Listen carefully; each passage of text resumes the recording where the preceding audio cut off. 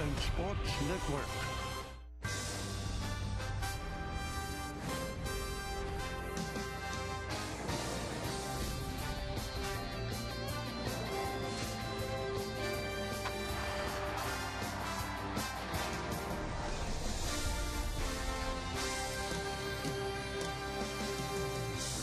Well, the Yankees open. The big bats are out today, and so are the fans that are making their way to the new ballpark. And across the street from the new ballpark is a brand new field that's sprouting up out of the ground. It's also a magnetic schedule day here at the ballpark. If you get one of those, you know that today, this Saturday, the game's at Yankee Stadium or on the Yes Network as we present New York Yankees baseball. It's the New York Yankees against the Texas Rangers in the second game of a three-game set from Yankee Stadium in the Bronx. Hello, everybody, and welcome to Yankees baseball. Along with Ken Singleton, I'm Michael Kay. The first game of this three-game set last night, and the Yankees lost 5-3. They made a run at it late, but they got behind and got in a hole early because they could not stay away from the double play. The double play, the Yankees hit into a club record. 6 double plays last night. Right away, Alex Rodriguez bats into a double play that ends an inning. Shortstop Elvis Andrus is in the middle of 5 double plays last night, and Matt Harrison, the pitcher, well, he helped himself out on this particular play with a double play. He came right back and turned another one. 1-6-3. Every time the Yankees seem to get something going, a double play would rear its ugly head, and the inning was erased, and the threat was done. The Yankees finally lost it 5-3. Matt Harrison picked up his 3rd win of the season. This is where the Rangers rank pitching-wise this year. They're first in ERA, first in WHIP, and opponents' batting average against, they're 3rd, and that's in the major leagues, not just in the American League. Well, after a lot of rain delays and a lot of rain outs, Freddy Garcia finally makes his first start a day after tax day. What kind of return will the Yankees get? We'll talk about it next on segment 2.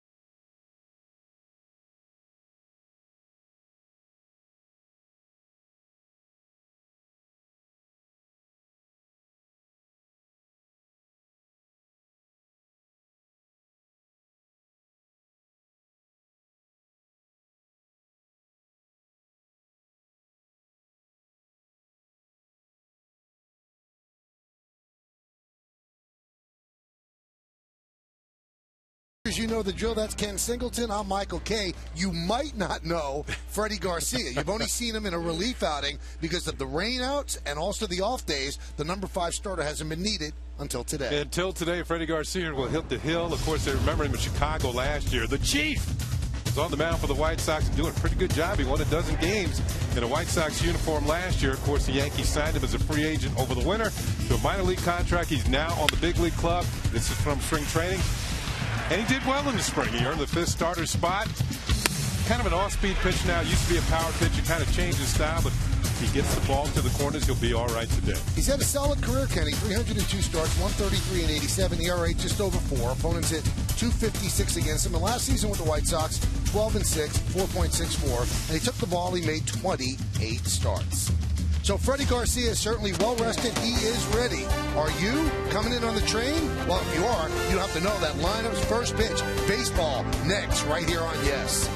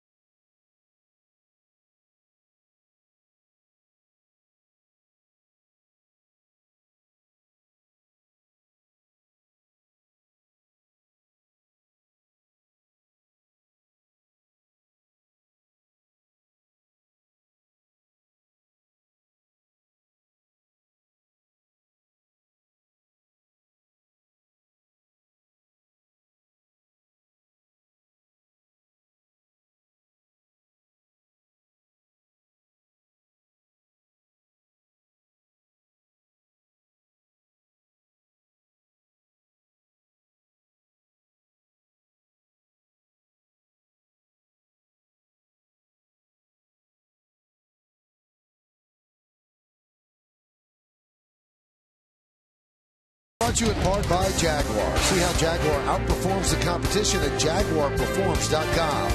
By Turkey Hill, the official ice cream of the New York Yankees.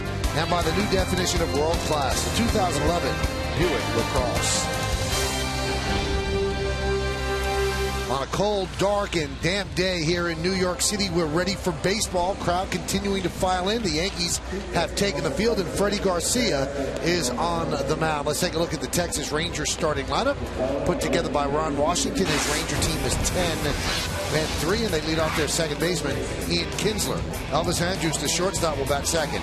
Batting third, playing first base today, Michael Young. Adrian Beltre at third base is going to clean up.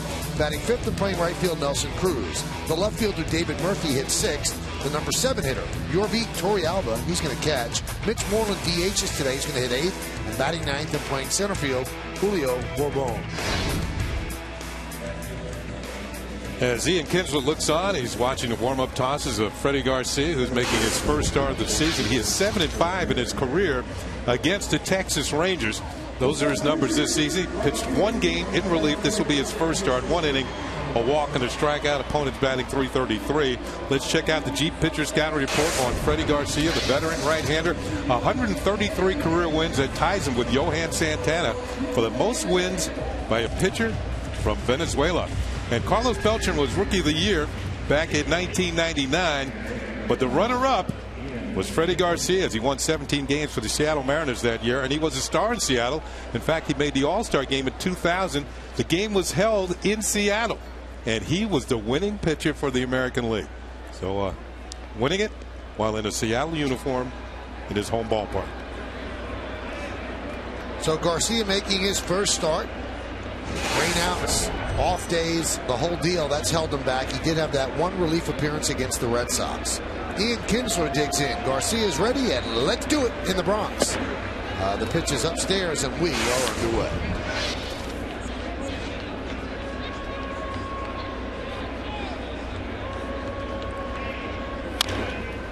Grounded to third. Nice play to the glove side by Alex, and there's one away.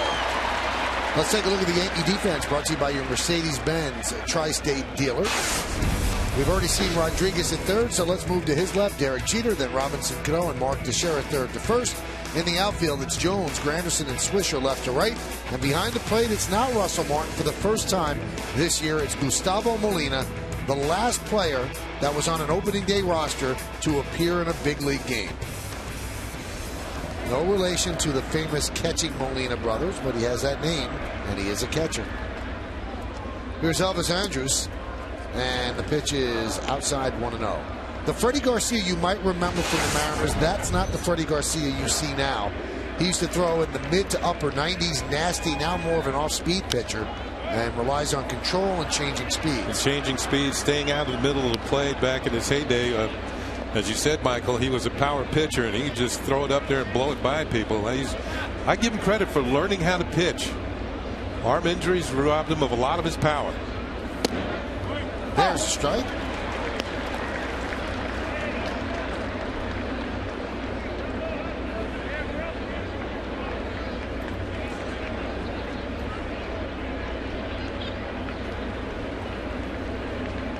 The 1-2. Outside. Today's closed captioning brought to you by Verizon Wireless. Yankees lost last night's game 5-3. They made a spirited attempt at a comeback in the bottom of the ninth inning, fell a bit short. Ron Washington bundled up against the elements, and that one is lined into center field. More toward right center. Curtis Granderson puts it away. IOTV offers incredible HD picture and sound. Get the best in HD free. IOTV is the official HD service provider of Yankees baseball on Yes. Now here's Michael Young, and Michael Young has tormented the Yankees here at Yankee Stadium. He has a 16-game hitting streak, including 3 games in the playoffs last year against the Yanks. And in those 16 games, he has 27 hits in 44 at-bats. He's been hitting against everybody lately. He's 11 for his last 23.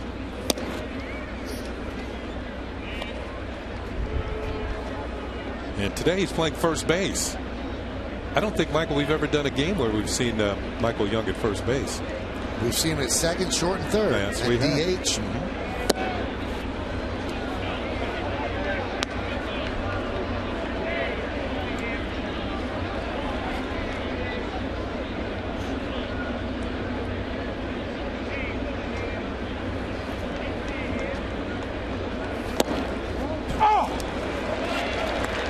There's a breaking ball strike. Well, he's on the top 5 in most of the offensive categories for the Texas Rangers franchise. You take a look. First in hits, and first in doubles and triples. Trails Rafael Palmeiro in games and runs. Right off the end of the bat. Buck Showalter, who managed the Rangers, told the story about Michael Young the other day. He said never could give him a day off, and he would always argue with me. And finally I asked him why.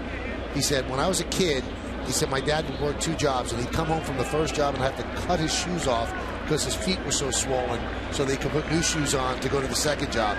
I don't need days off.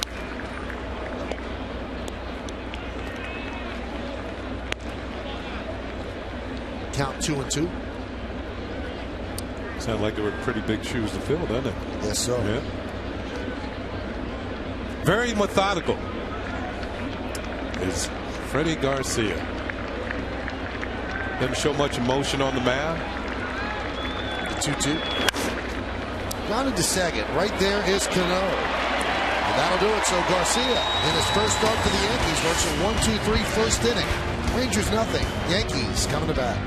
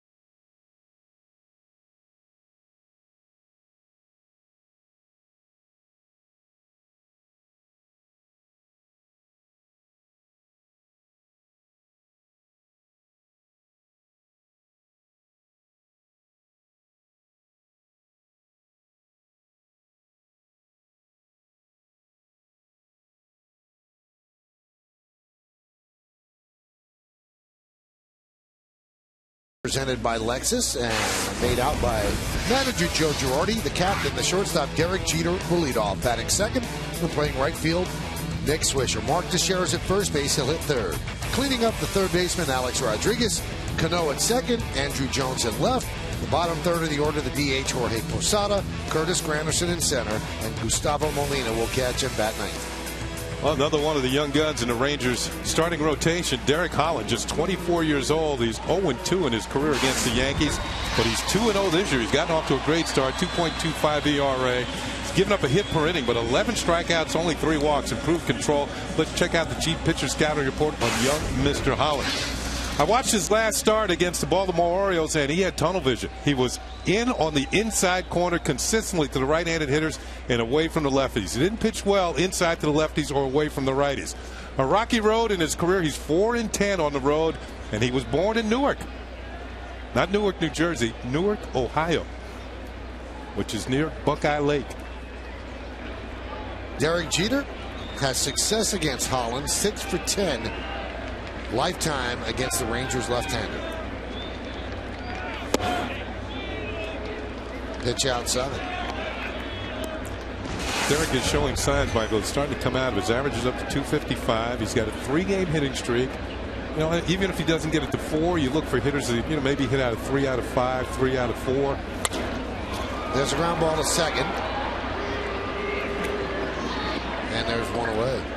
Let's take a look at the Rangers defense, which is brought to you by your Mercedes-Benz Tri-State dealer. Beltre, Andrews, Kinsler and Young, third to first. In the outfield, left to right, Murphy, Bourbon, and Cruz. Torey Alba is behind the plate. And on the mound, Garrett Collins.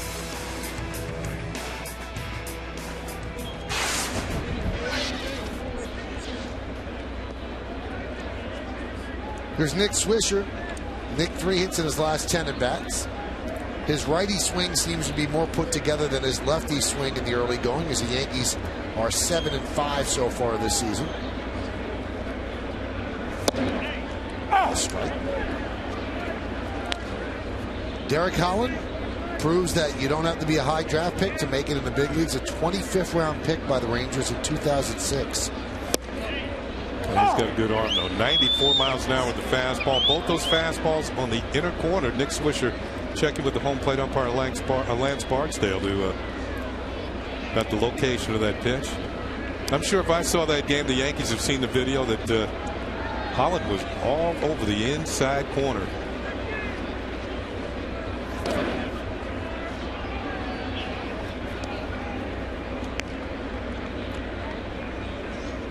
Count 1-2.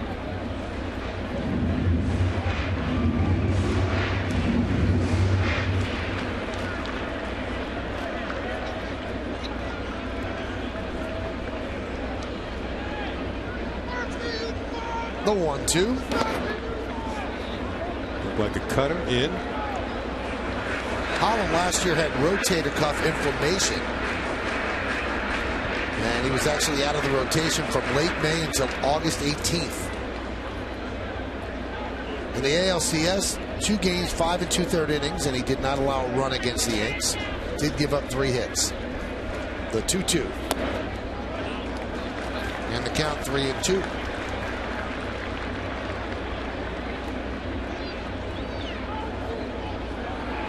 Lifetime against the Yankees in 2 career starts, 0-2 with a 9 ERA. And with 1 relief appearance thrown in there, 0-2, 9.49. 3-2. Lined into center field, the base hit. All right, let's check it out. The game time weather presented by Bigelow Tea. 46 degrees, humidity 70%, wind is 22 miles per hour. And the forecast is for windy and possible showers later on. They're hoping to get this game in. The lights are on, heavy dark clouds overhead.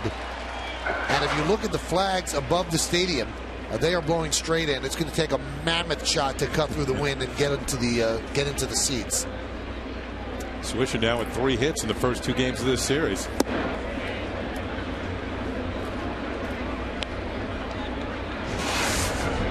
And 8 of Swisher's 11 hits this year against lefties. Yeah, he's now 8 for 15 batting right-handed.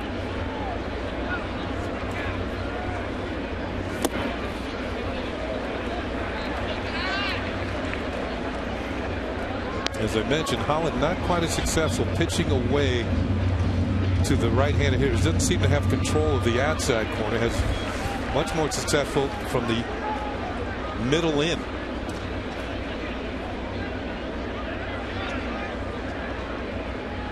The 2-0. 3-0. You can see the target from Torrealba was on the outside corner, and he missed it. Teixeira 2 for 9 lifetime against Holland. He's in a 3-0 count. Strike.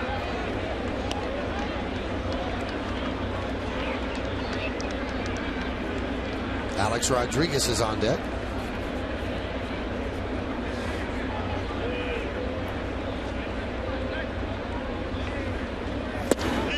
Another strike, and the count 3-2. Now, do the Yankees send Swisher? They hit into 6 double plays yesterday, and starting the runner, you could have a strike him out, throw him out double play too, but anything hit on the ground, you'd stay out of the DP. Let's see what they do. Stays put. That one's driven deep to right field. Going back, Cruz, looking up, see ya! 2-run home run, Mark Teixeira, and the Yankees are up 2-0. The Yankees' 23rd home run of the year.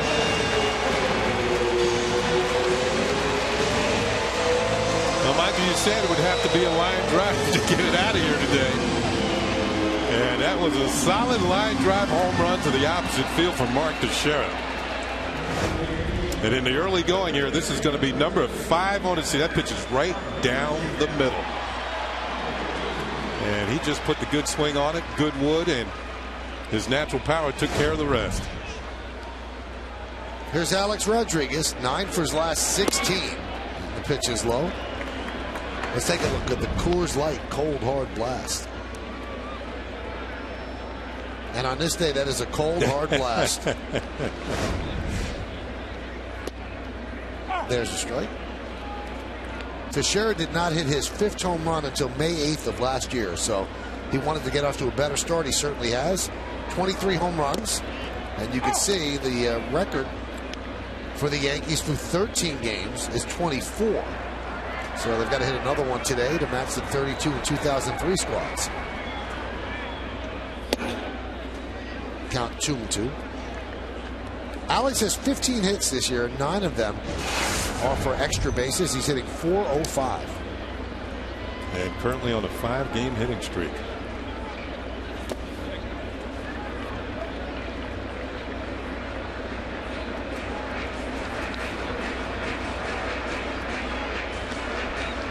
Just one out, and Holland's already thrown 19 pitches. The Blue Jays' Yunel Escobar at .417. Alex is in 2nd place in the American League.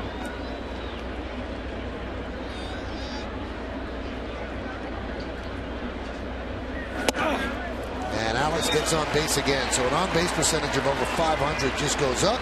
And he's now reached base in all 12 of the games he's played in. Remember, he missed that one Sunday against the Red Sox and Josh Beckett when he came down with flu-like symptoms right before the game. Mike Maddox watching his left-hander closely.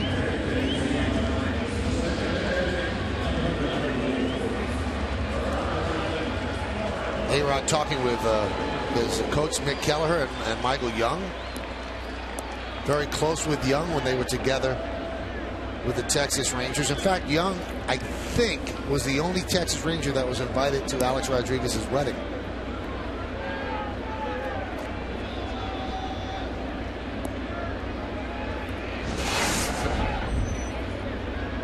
Here's Cano. Robinson 10 for his last 25. He has not hit lefties that well yet. Last year locked in against lefties at .320 overall. And that's the last thing that he wants his game to come together. So he must be wearing out right-handers because he's still hitting .320. Last year actually hit .319, so one off.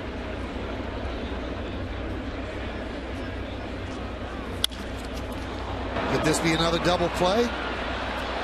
Yep, it's another double play, 4-6-3. But the Yankees did get a run. In fact, 2 of them on 2 hits, no errors, and nobody left. A 2-run home run by Mark Teixeira gives the Yankees a 2-0 lead.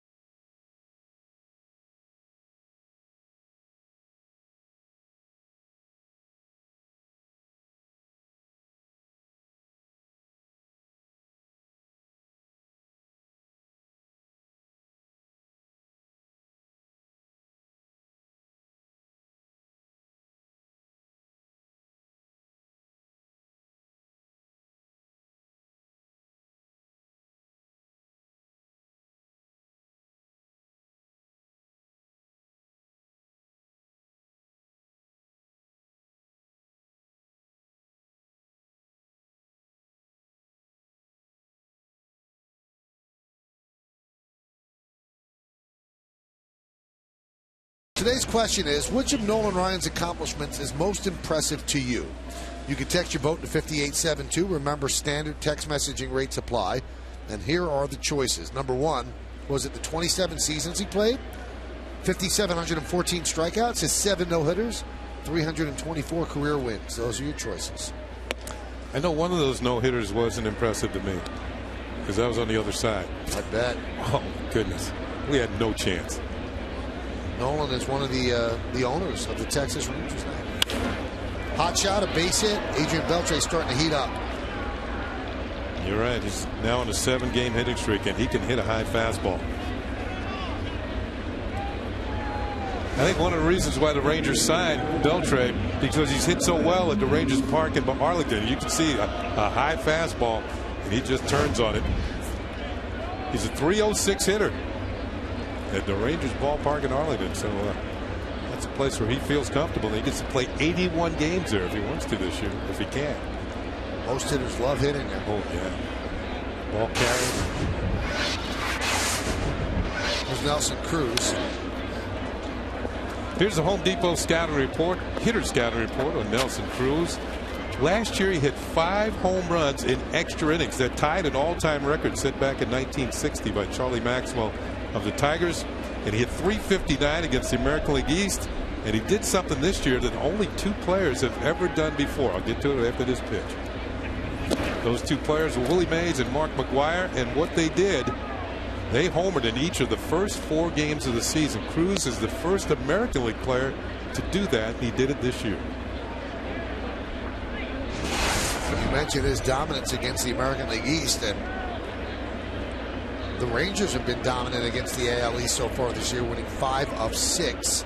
And it makes sense because the Rangers, 9 of their 13 games have been started by left-handers. Now 14 games, and you match up well in the American League East with left-handed pitching. Go up against the Red Sox, you can shut down the Red Sox with lefty pitching.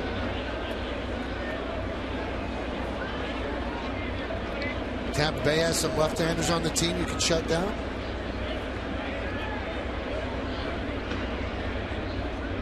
It always seems like you could neutralize power with left-handed pitching. Good left-handed pitching. The 2-1. I think in the absence of Josh Hamilton for up to 8 weeks, it's going to be up to Nelson Cruz and Beltre and Michael Young. Got to lead this team offensively. I do not believe, I'm just going out there on a limb, that Josh Hamilton needs sunglasses today.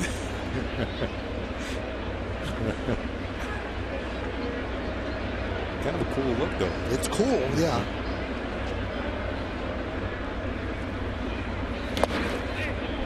It's stopped by Molina.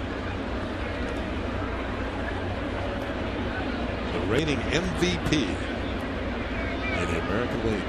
Don't say that. What? Oh.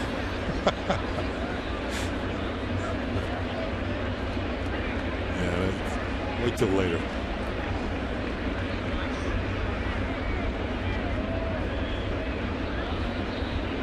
(3-2). The one thing that the Yankees like about Garcia, one of the things, he knows how to pitch. He knows what he's doing out there, because if he didn't, he wouldn't get many outs with his stuff. He's got to be smart. He's got to really be able to change speeds and hit corners and things like that and keep batters off balance. Runner goes. Ball fouled away because he's had shoulder issues. We told you that when he was young, he had a much better fastball. In fact, in 2002, his average fastball was just a tick under 94 miles an hour. And last year, his average fastball was 87 miles an hour. So there are 2 ways to skin a cat, and he's doing it in a different way than he used to when he was young. Yeah, somewhere along the line, he learned how to pitch and learned how to subtract. Take something off, throw his curveball a little slower. Runner goes again. Pitch is outside, so a little bit of a jam right here. First and second, nobody out.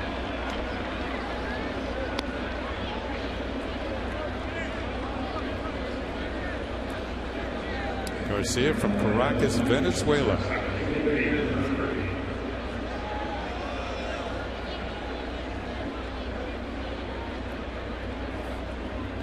When he was young and threw really hard, his nickname was El Torpedo, the torpedo. There's David Murphy. Those were days gone by, though.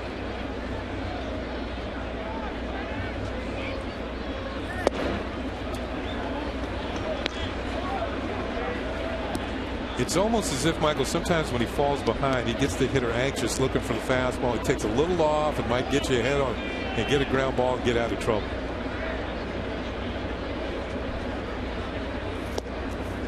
That's right. Now, if you look at the spring training battle, Bartolo Colon actually pitched better than Freddy Garcia, and the Yankees relied on Garcia's record last year at 12-6 and figured, you know what? With the runs that will score him, he'll be at least that as our number 5 starter. And they're confident that he's going to take the ball every 5 days. They weren't certain about Colon. So they started Colon in the bullpen. Then when Phil Hughes went on the DL yesterday, Colon was put into the rotation. But the Yankees don't have their rotation for next week right now. That one is lined into right field. The play is made by Swisher. Runners retreat.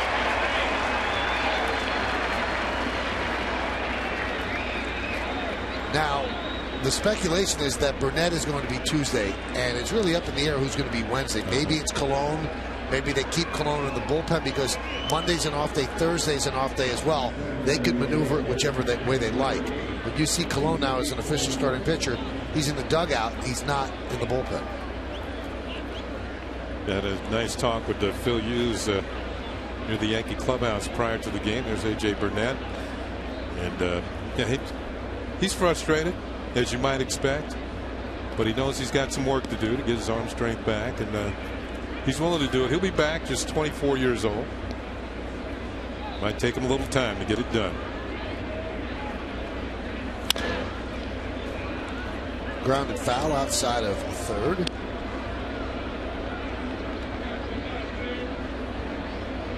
Garcia has always pitched well in a day, 50-22 in day games, 3.77. And in night action, 83-65 with a 4.6 or 4.32.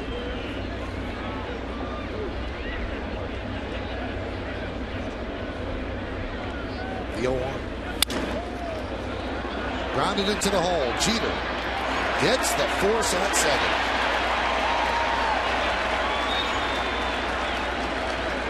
Just enough off the end of the bat that the ball couldn't scoot through the infield. Jeter to his right, the accurate throw to second, just a matter if it's on time. And according to Adrian Johnson, the second base umpire, it is just ahead of the sliding cruise. He's got him. And he's out. Good call by Adrian Johnson.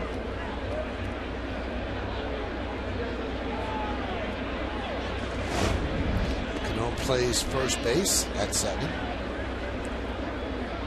Here's Mitch Moreland. Yankees lead 2-0 on Mark Teixeira's opposite field home run to right field.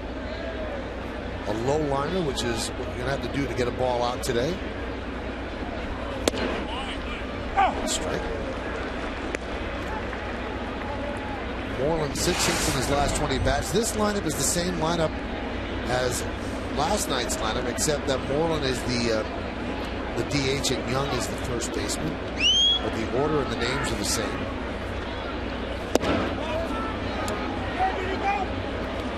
Third base umpire Cederstrom, Gary Cederstrom, said he did not go.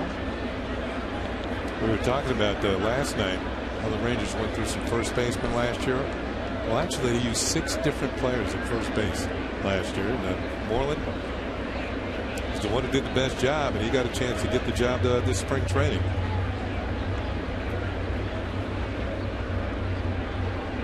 Moreland impressed them last year as well. He hit .333 with runners in scoring position.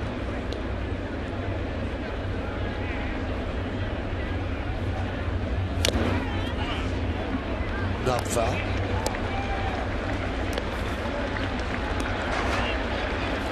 Lance Barksdale behind the plate. Gilbert Culberth at first. Adrian Johnson is at second. And Gary Cederstrom wearing sunglasses over at third. He must have gotten a different weather report. The one for San Diego. The 1-2. But you're right, Kenny. There is a cool factor attack. Yeah. So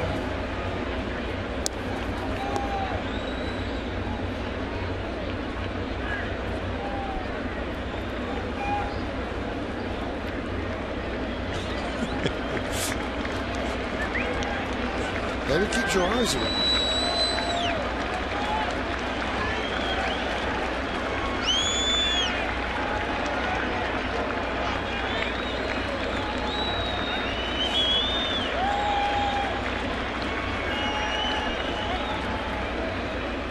Jeter wants to talk with Garcia, so the captain a quick conversation at the mound, and Gustavo Molina joins in.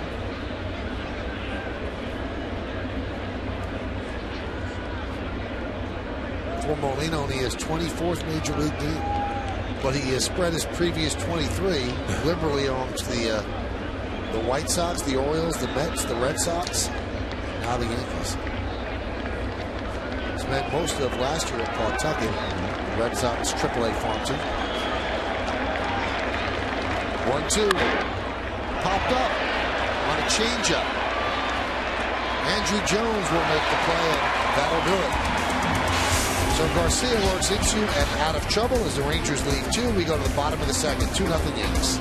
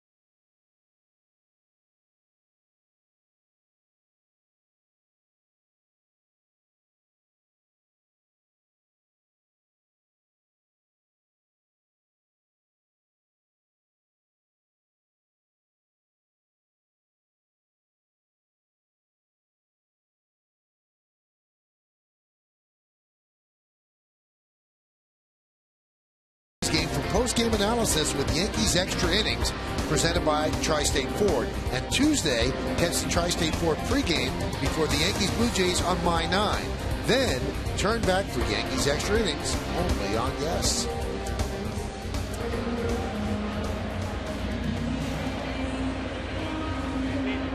Look at that. Oh, look at Nick Swisher helping out Mick Kelleher.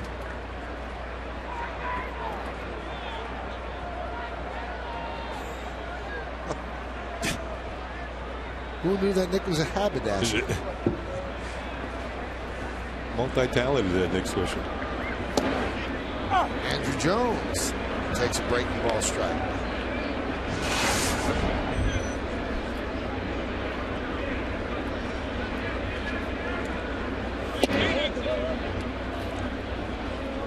It is starting to drizzle here at the stadium. Somebody said 4 o'clock.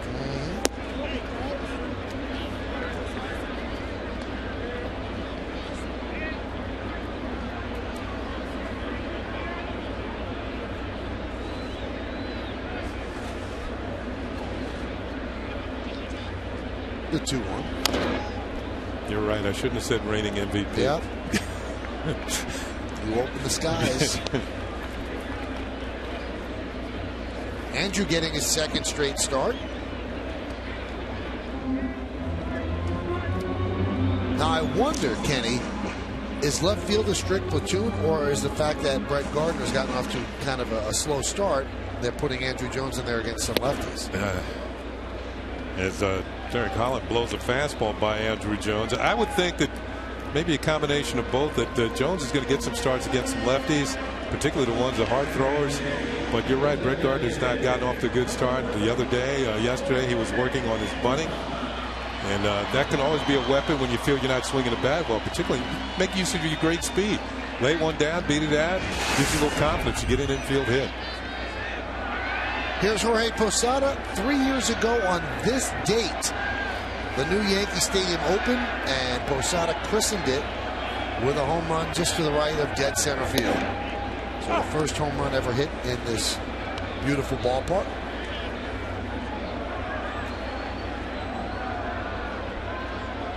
He was batting right-handed. Ground ball to third. It's actually 2 years ago and 3 seasons ago. I do count everything in seasons, so I look at it as years, but 2 years and 3 seasons.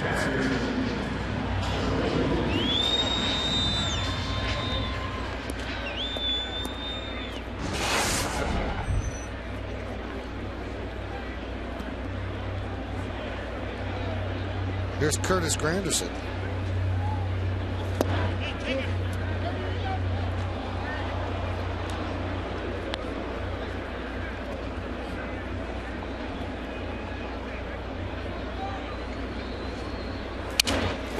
Shattered the bat. Slow roller, going to be a very tough play. It's going to be an infield hit.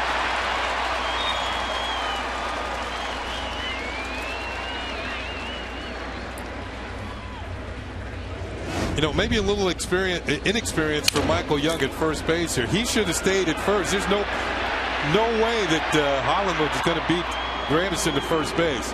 He should have left this bat is going to be shattered, but you know he'll give up a bat for man. That turned into an L. But he'll give up the bat for a base hit. I think Kinsler might have had a better play if Young had stayed at first base. It's only Young's second career game at first base. Here's Molina.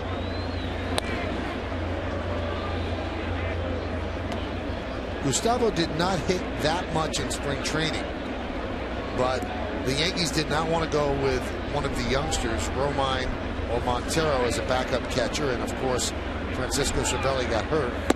They expect him back sometime in May, early May.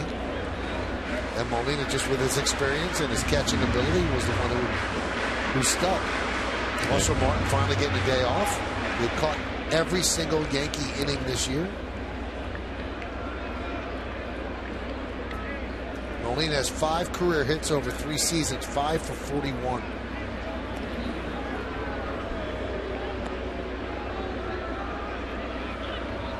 So on April 16th, he gets his first at bat of the season. As we mentioned, the last big league player that was on an opening day roster to get an AB. Fly ball, shallow center. Coming on is Bourbon, and that will do it. In the second, no runs a hit, no errors, and 1 man left. Let's go to the third. 2-0 Yanks.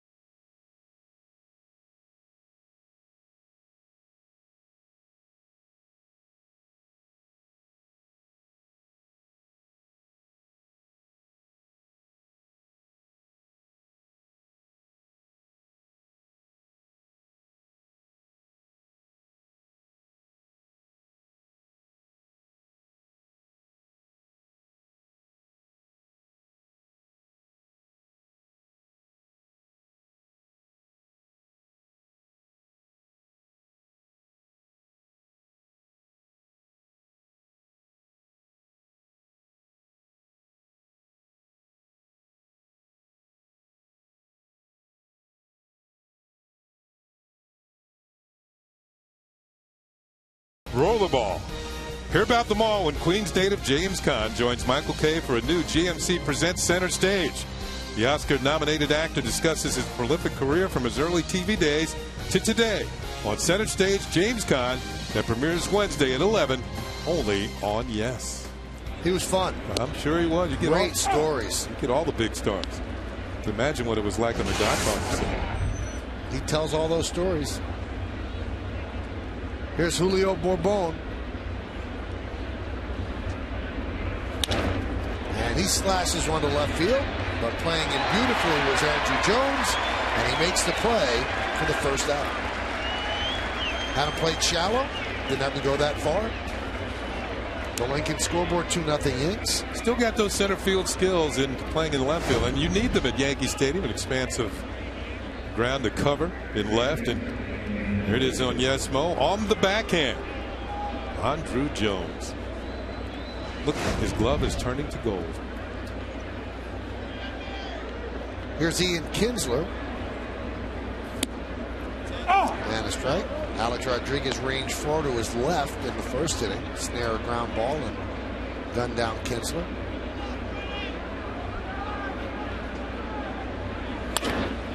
Gives Alex another shot. 2 away. That last hop was a beauty to Alex. He's looking over to Derek. Kind of an unusual way to come up with it, but he did make the play. Watch the ground. It's coming right at you. Alex jumps back, Jack, makes the play, and across the diamond for out number 2. You know, Alex is closing in. In a couple of years, he'll have played more games at third than he had at short, but he's the only player in Major League history to play at least 1,000 games at third base and 1,000 or more games at shortstop. This is his 1,004th game at third, played 1,272 at short. Now, the only 2 players with at least 1,000 games at 2 different infield positions, as you just saw, Rod Carew at first and second, and Ernie Banks at first and short.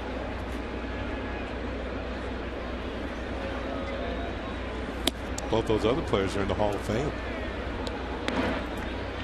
Now, people forget when Alex was a Gold Glove shortstop, he really was an outstanding shortstop and moved to third to facilitate the trade to the Yankees. He obviously couldn't play shortstop here. And he's become a pretty proficient third baseman. He has not won a Gold Glove at third, but he's certainly above average at the position.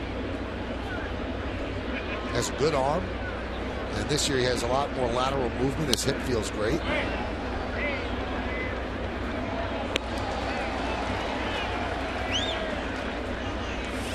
Alex won Gold Gloves at shortstop in 02 and 03, and then got traded to the Yankees for the 04 season. And that's when he moved to third. So he was the reigning Gold Glove winner at the position and switched. Remember how hard he had to work to get used to playing third base, coming to the Yankees, and I bet you now if you asked him, he'd feel more comfortable at third base than he would at short. I did ask him. And you know what? I think he needs one more game at shortstop to tie Cal Ripken at a certain number. Home runs. One more home run. And there he makes a great play at third. And he said he still doesn't feel as comfortable at third as he did at shortstop. He said, but he's getting there. Feels comfortable pretty good on that one. We all do. There he goes. We go to the bottom of the third.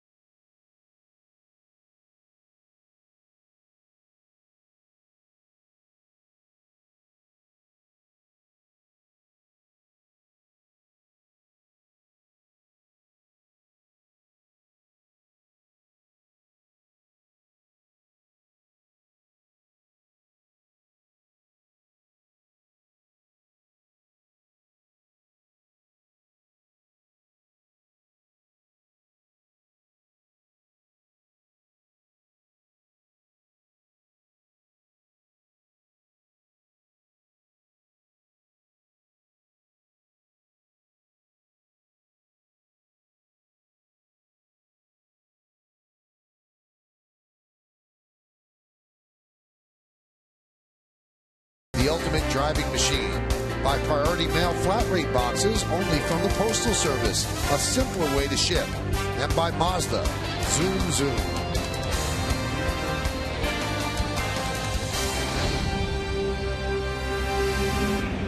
So Alex Rodriguez puts on a little bit of a fielding clinic there at the end of the top of the third, and we go to the top of the Yankee lineup here in the bottom of the third. Derek Jeter will lead off on the Lincoln scoreboard. It's 2-0 Yankees on the strength of the 2-run home run by Mark Teixeira in the first inning against Derek Holland.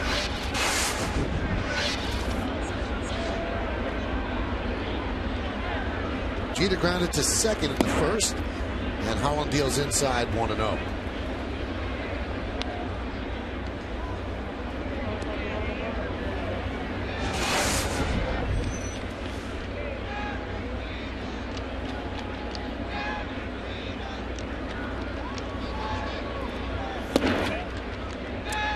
Definitely a two-glove day when you're a hitter. I remember on the warm days I would only wear a batting glove on my bottom hand. I just felt more comfortable with a bare top hand. Then when it was really cold, I went to the two gloves.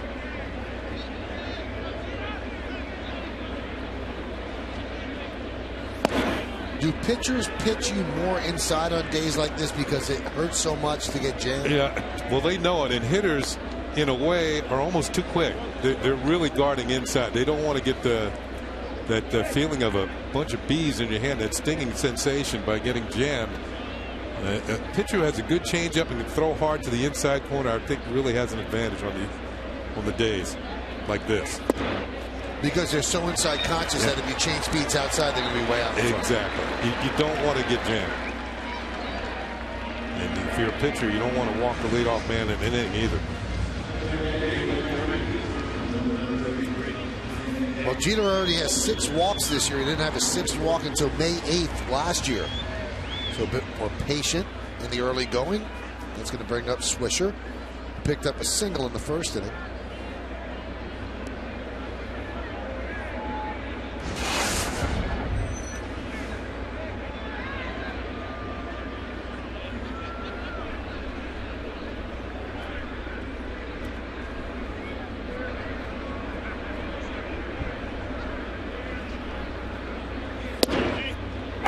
And a strike.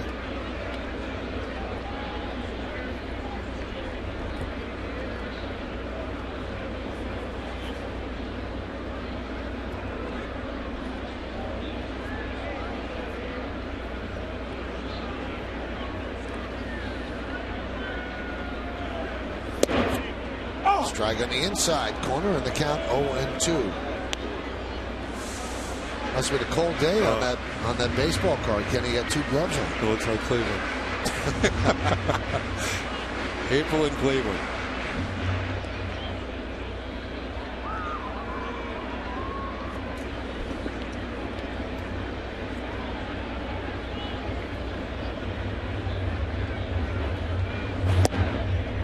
Really trying to crowd Swisher. Doesn't quite have the command of the inside corner that he had in his last start against Baltimore, and seems to be falling behind on more counts today.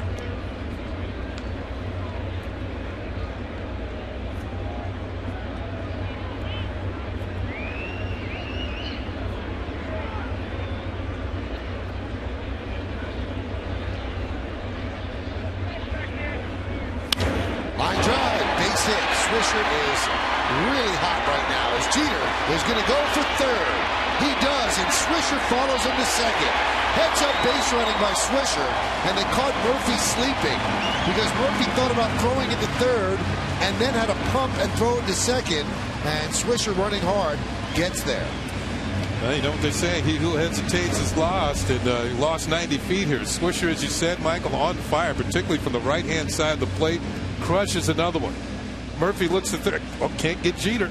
Now he hesitates and throws to second, and Swisher turns it on. Good base running by both Derek Jeter and Nick Swisher. Jeter sees, take a chance, I can make it to third, no throw, and the hesitation allows Swisher to get into second. Swisher turning it on, rounding the bag, and hustling into second, turns what should have been a single into a double. How about this? They're going to bring the infield in, and maybe because of the rain in the forecast, they don't think they're going to get a full 9 in. So they want to cut off the run here, but now you make Mark Teixeira that much of a better hitter with the infield in.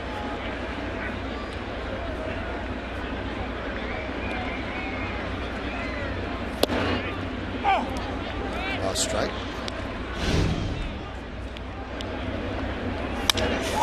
Go back to the first inning. And a 2-run shot, home run number 5 for Teixeira, and that's the difference in the ball game right now. Swing and a miss.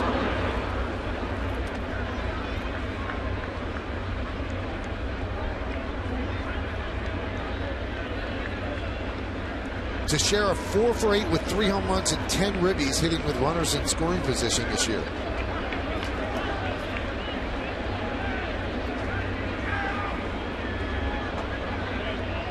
That one's driven deep to center field. That's going to get a run in. Bourbon makes the catch. Tagging is Jeter. Also tagging is Swisher. Jeter scores. Swisher moves to third. It's a sac fly for Teixeira, and the Yankees lead 3-0.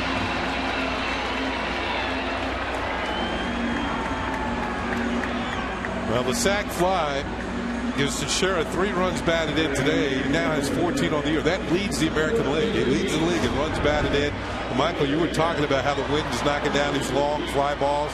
It knocked that one down. But it gives the Yankees a run and a runner on third, and the infield remains in. Alex Rodriguez walked in the first inning. Teixeira is now 3 for 3 this year, getting the run in from third with less than 2 outs. Now, we will tell you when we find out whether they gave Swisher a double or if he went to second on the throw, because he kind of faked the throw to third. I guess it's got to be a double. It's got to be a double. He didn't actually throw the ball to third. He realized he wasn't going to get Jeter, and if he'd thrown the ball to third, then it would have been the first thing you had talked about. He would have gone to second on the throw. But the throw went to second to try and get him, and he beat it. So I think Nick gets his second double of the year.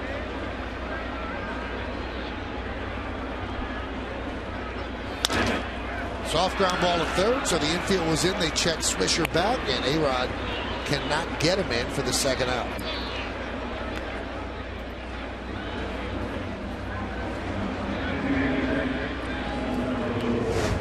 Looked like a changeup had Alex out in front. Yep, you can see the swing. Beltre takes a look at Swisher at third, then deals over the first. He's got a strong arm.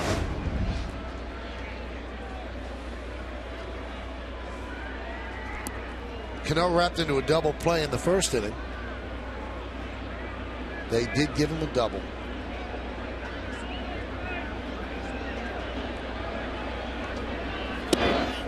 And the explanation was, according to Kim Jones, Jordan Spreckman said he never stopped. Also, you could almost credit Derek Jeter for getting him a double.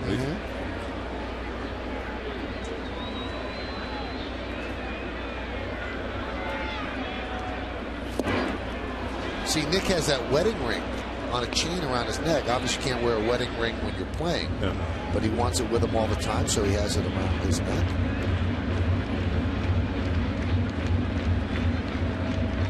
Nick got married during the offseason.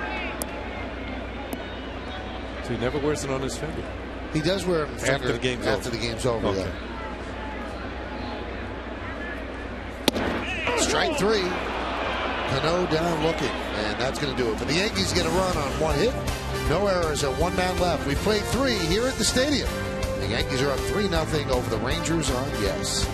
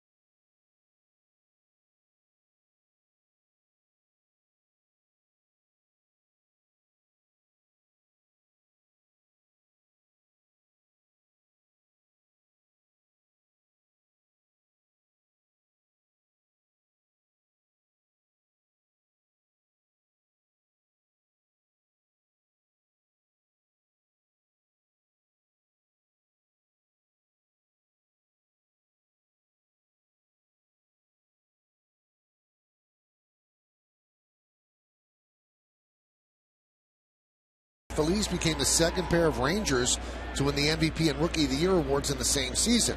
Who's the first pair?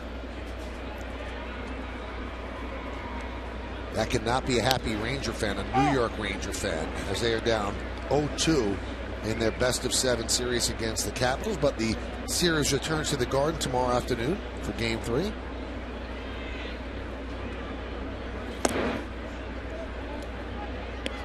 Like the Texas Rangers today, the New York Rangers just can't score.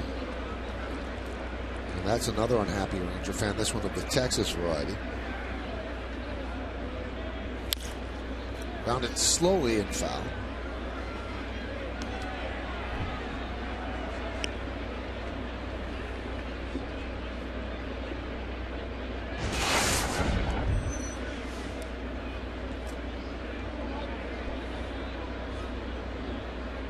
You think about it, this kind of the Knicks are in the playoffs, the Rangers.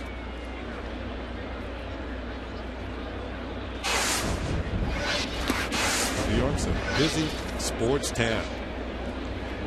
A little research, 2006, 7 of the 9 big league franchises in New York actually made the playoffs within their seasons. Football, basketball, baseball, and hockey. Line into right field. One out. Former Ranger Ty Domi is here, and now I feel a lot safer. An enforcer? Absolutely. So 7 of the 9 back in 06, so that was so pretty who were good. The 2 that did? The Islanders and the Knicks in that year. Some busy back pages. Freddy Garcia has looked pretty sharp for a guy who had not started since spring training. He did come in for an inning of relief in Boston. 33 strikes, 19 balls of the 52 he's thrown. The thing about it, you're right, Michael. He's looked pretty good, and for a pitcher who's not a power pitcher anymore, you have that feel and touch, move the ball around, and those are the pitchers that really need regular work. High fly ball, right field. Swisher for the second out. Take a little off, add a little bit, move the ball, keep it away from the corners. And he's done a pretty good job so far. A little changeup, and Beltre was just enough out in front, got underneath it and popped it up. And of course the wind seems to be blowing in from right field. And certainly helps.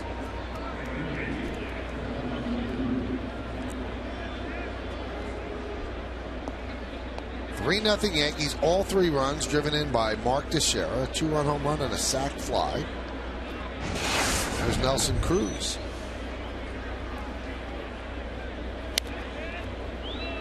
.68 mile an hour.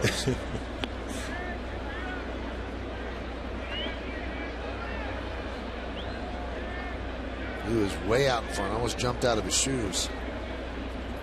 And that's what good pitchers do. They use the batter's aggression against them. There's a ground ball to short. Worm burner. Jeter across the diamond, and that's going to do it. And Freddy Garcia has retired the last 8 in a row. We'll go to the bottom of the 4th.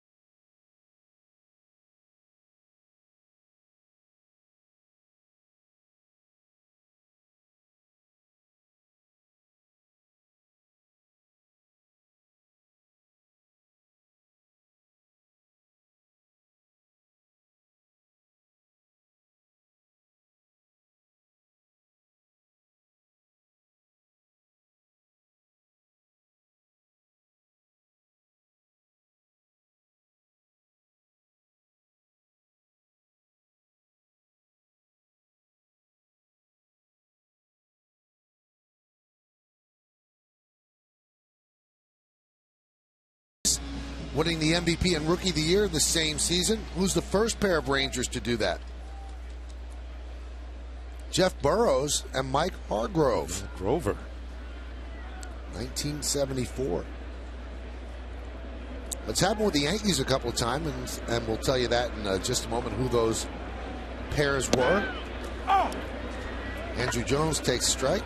Yogi and Gil McDougall in 1951.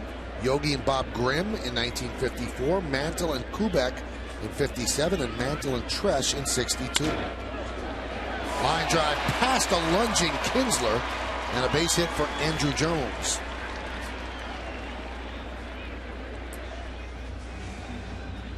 Hit number 5 for the Yankees on the afternoon, and Andrew Jones gets one out over the plate, scorches it by the diving Ian Kinsler, and the Yankees have leadoff man on for the second consecutive inning. Kinsler with the all-out leap.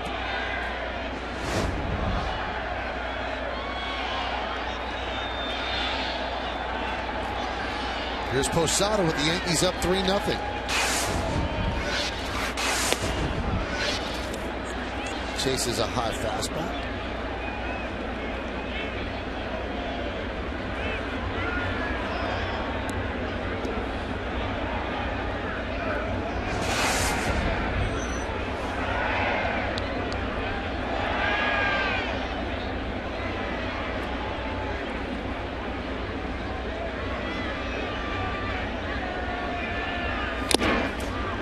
You know, Michael, during a scouting report, I mentioned that Holland was born in Newark, Ohio. And just for the heck of it, I looked to see how many states have a city or a town with Newark in it. There's 14 states that have a Newark, including New York. You had a lot of time last night, didn't you, Kenny? That was this morning, Michael. The one in Delaware is actually Newark. That's how they pronounce it. But Newark, New York is a little village about 30 miles southeast of Rochester. Just interesting fact. Just throw that in there. And the thing that's the biggest fact to me that you left unsaid is that your wife Suzanne was actually in town with you and you were studying. You know, I did that this morning. That wasn't She wasn't up yet? No, I did it this. I was at the ballpark and I did that. Okay. Yeah. I did get up a lot earlier than she did, though.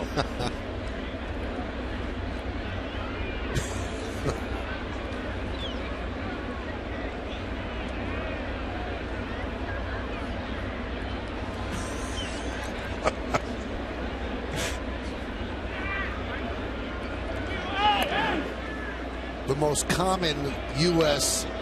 city name is Franklin. Yeah. There are 30 Franklins in the U.S. So there are 30 states, unless one state has 2, which is really could be wrong, confusing. Yeah. Franklin, Kentucky, I know that. That one goes to the backstop as Andrew Jones goes to second. Torrealba could come up with a heartbreaking ball down and in. Almost hit Posada with this. Gets that back foot out of the way, kind of shields the catcher, Torrealba. And that's going to allow Andrew Jones to move down to second base on the wild pitch. It was the Yankees who kind of helped out the Rangers last night with wild pitches moving base runners.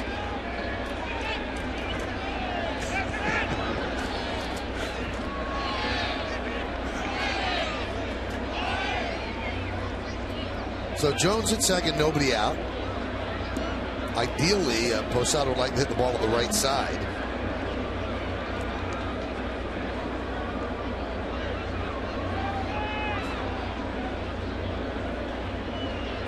And to keep him from doing that, you should look for a pitch inside. Here it comes. And he grounds it to third, so they kept him from doing that. And Posada is out on the 5-3. Andrew Jones stays put at second.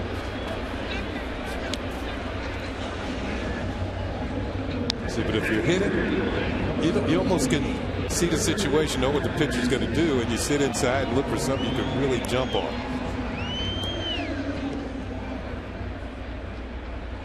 And it's not the point in the game when you're down and you have to get a run that you would just completely give away the at-bat and try to push him toward the right side, even on an inside pitch. Here's Curtis Granderson.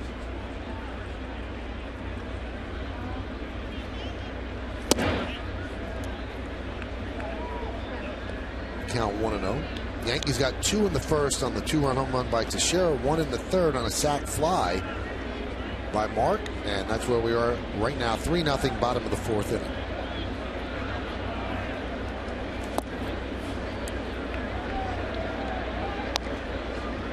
A problem last year and in previous years was Granderson hitting against lefties.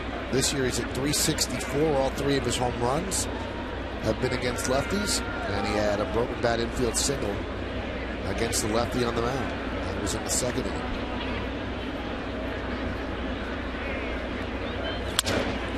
Another broken bat. Doesn't get a hit out of that one.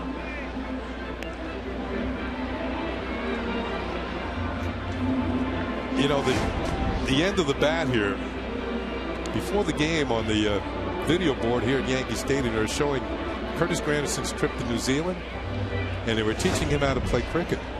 And that looks like a cricket wicket after he got through with it, after that foul ball got through with it.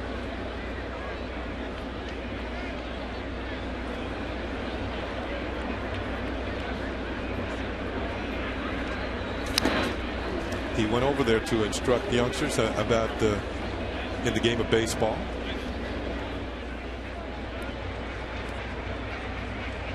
So in a, well, maybe not too distant future, we'll be looking for the first Major League Baseball player from New Zealand. Every offseason, Curtis makes a lot of those trips to promote Major League Baseball, and he does it for baseball, and he goes to the far reaches of the globe, and he explains it. I can do it now. I'm not married. I don't have kids that I'm going to be leaving on these long trips, so if I don't do it now, I'm never going to do it. Kenny was telling me before the game, New Zealand's quite a hike. I knew it was long, but it's even longer than Japan. Yeah, it is.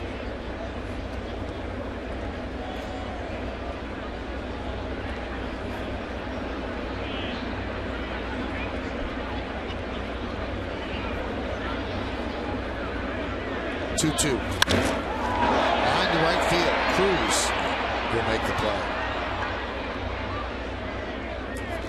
See, that there is poetic justice in baseball. He broke a bat and got a base hit.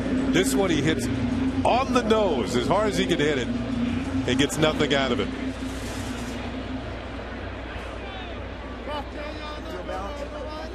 This is Curtis in New Zealand. He was on the North Island. There are 2 main islands in New Zealand. And here he is teaching some of the youngsters how to make the catches like he does in the outfield. Try to catch the ball after we caught it. Bring that second hand up. Yeah. Such a good guy. And he was telling me that a lot of Americans have moved to New Zealand. And now they're probably watching the game on Yes right now. It is actually tomorrow over there. The 1-0. Gustavo Molina's bid for a hit is thwarted by Ian Kinsler. Got a nice jump on the ball and snared the line drive on the backhand. That'll do it. So the leadoff single by Jones wasted. No runs a hit. 1 man left. Yankees want to get these next 3 outs. Makes it an official game. They're up 3-0.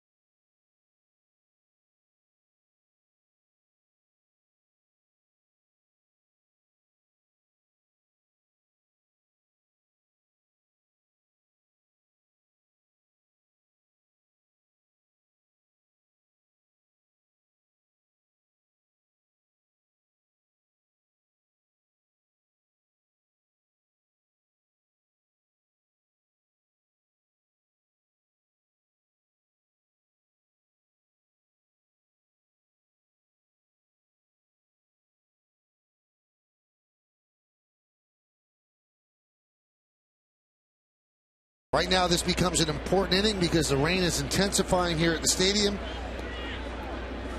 And you need these 3 outs to make this an official game. You see the record the Red Sox have at 2-10. And these are the 2-10 teams that have actually gone on to make the playoffs. How about the A's? Now the Giants, remember, the 1951 Giants had to go off on one of the great runs of all time. And we later find out that they were stealing signs during that time in the Polo Grounds. So 2-10, you're digging yourself a hole. I mean, I know it's early, and the Red Sox are a good enough team that they should be able to come back from that. Or 2-10 is not a real small sample. It's 12 games. That's a lot of time. On the Acela scoreboard, 3-0. Yankees lead. It is amazing to me, though, when people get aggravated when teams aren't doing well. And there are a lot of people that are getting aggravated how the Mets are playing. And most prognosticators are saying that the Mets aren't going to be very good this year. So, I mean, they are what they are. But with the Red Sox, you can see why people are aggravated, because that's a good team that has outstanding hitting and should be better pitching. They shouldn't be 2-10. They shouldn't be, but I think we've become such an instant society, Michael. Everybody wants success right now, and they realize teams have bad stretches during the course of the year. The Red Sox happen to be having theirs right now. Even the best teams struggle at times from time to time. It just is highlighted when it's right out of the right out of the gate. Yeah. Right.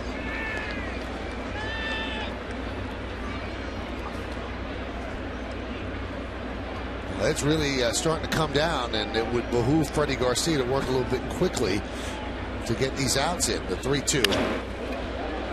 That one is lined in front of Andrew Jones for a base hit for David Murphy.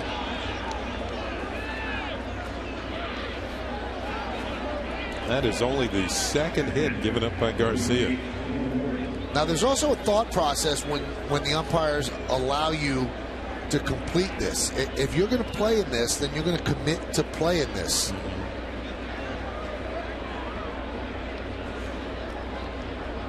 Now, obviously, if it intensifies past this point, but if you're going to allow somebody to complete an inning just to get an official game in, then you're going to play in this weather the rest of the game. There's a strike to Torrealba. Yeah, one thing the umpires watch very closely is how comfortable are the pitchers. Now, Gary Cederstrom is the crew chief, so he will make the decision if a tarp goes on. If the pitcher's having trouble gripping the ball or slipping on the mound, that could become dangerous.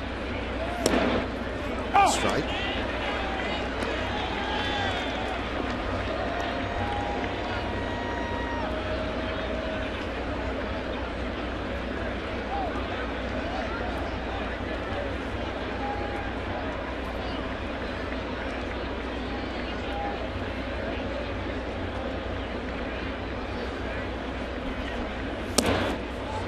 And the count 1-2.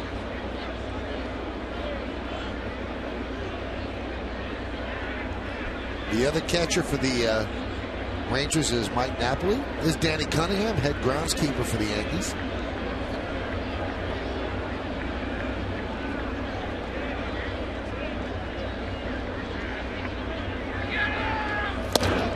Breaking ball, did he go? No, he did not. It is Fielding Culbreth with the call, first base umpire. The fans want a strike called on Torrealba.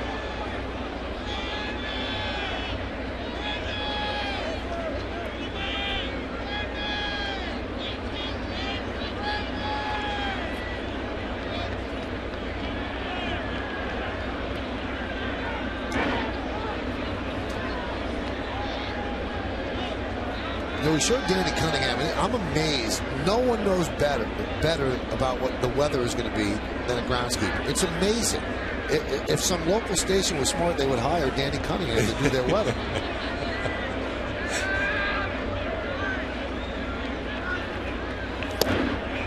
Just missed outside. Garcia thought he had a strike.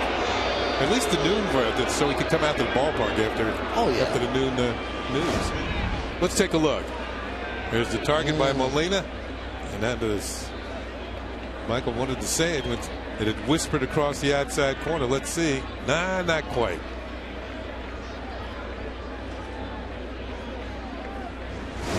goes okay with it. Runner goes 3-2. Grounded to third. So they stay out of the double play. They get the out across the diamond.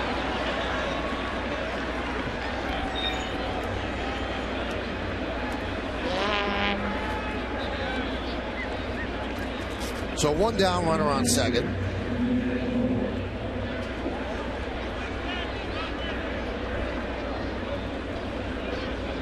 Looks like the rain has lessened just a bit than it was earlier in the inning.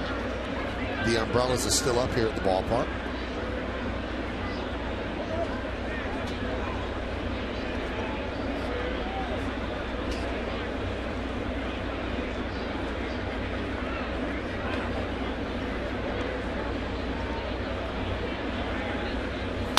Moreland hits a deep fly ball to right field. Wind's kind of taking that right back to the infield, and Nick Swisher stays with it to make the play. Oof. That got caught up in the wind, and it's like it hit a wall as Murphy scoots to third. Nick had to scramble to make the play. Wynn's got it now as the ball begins to die, and makes a shoestring catch for out number 2. The high fly balls are the one that's going to cause havoc today. It is swirling okay. Flags atop the grandstand. Almost starts out. They're going to appeal here at second base. They feel that Murphy left too soon to head to third. Adrian Johnson says no, he did not. And you could see how that might happen on that play because Nick Swisher had a heck of a time just making the catch.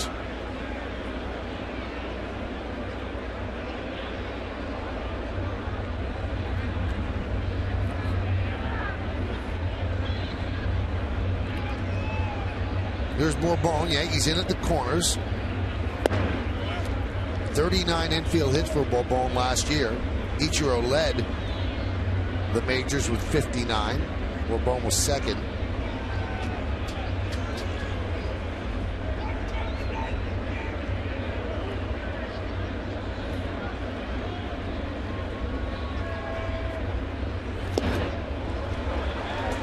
Change up. 1-1.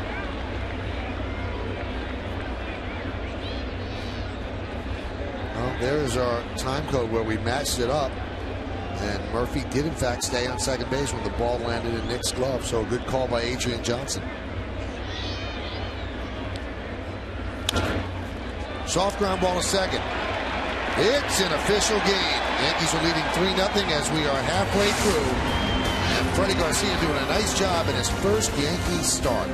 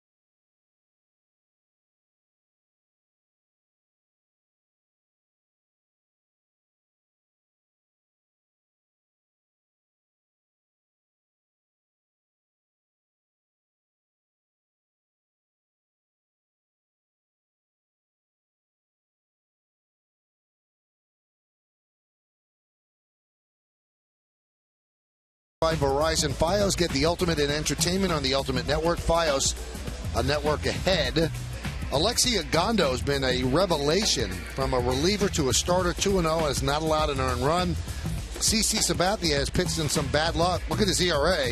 He has yet to pick up a win. That game's on ESPN at 8 o'clock, but Yankee extra innings immediately following the game right here on Yes. We'll break it down. So bottom of the 5th inning now. Yankees are up 3-0 on the Acela scoreboard, and Derek Jeter will start it off against Derek Holland.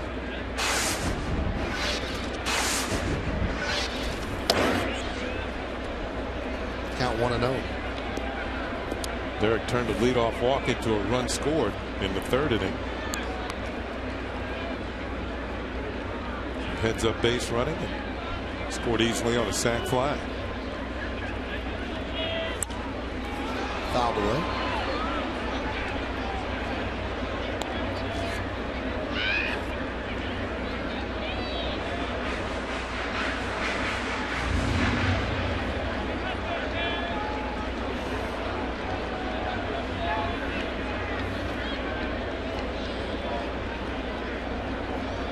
And Holland deals. Foul back. Garrett's still 62 hits away from 3,000 as he makes that climb. A climb that's never been completed by a New York Yankee. And he has promised that he's going to try to enjoy the journey. That's something that his dad spoke about as Derek was closing on the Yankee hit record. Said sometimes Derek doesn't realize that the journey is something that you should enjoy and not just the destination.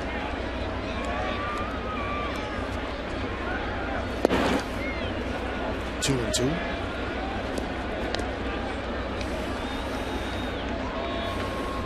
"13 games the Yankees have played this year. Derek has reached base in 11 of those games, hitting .250.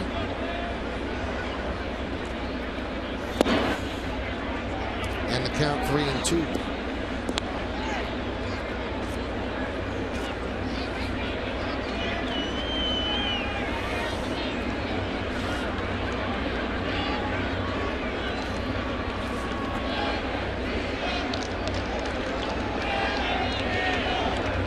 Here's the payoff.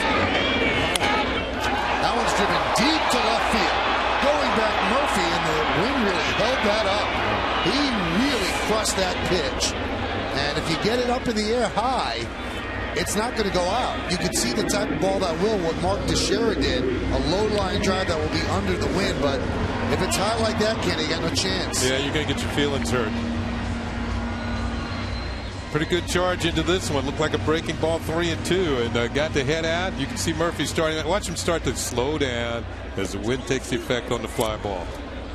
And all the outfielders today, they might be willing to play a step or two shallow, knowing that it'll be very hard to get a ball over their heads this afternoon. It also makes you think the pitcher should take advantage of that.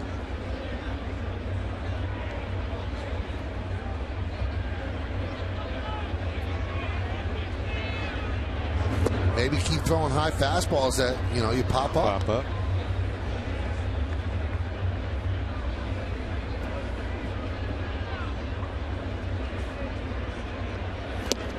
Swing and a miss.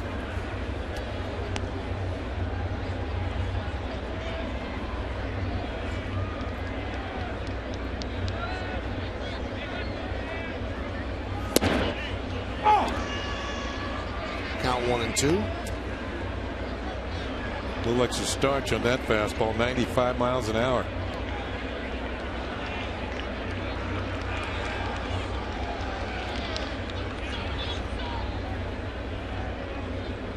And Holland deals. Chases a high fastball, does the swisher. 2 outs. Third strikeout for Derek Holland as Nick Swisher's going to leave the strike zone on this one. And he knew it. Yeah. Nick hasn't had a bad at-bat in a long time, especially from the right side of the plate. Going to sneak up and bite you every once in a while. Here's Teixeira. Big cut on an off-speed pitch. Count 0-1.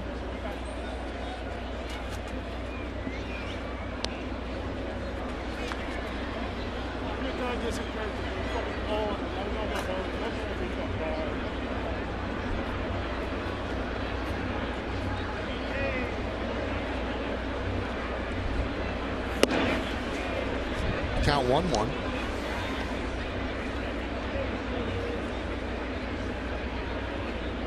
.4% of their runs have scored via the home run. That's the highest percentage in Major League Baseball. The Orioles are next at 47 plus.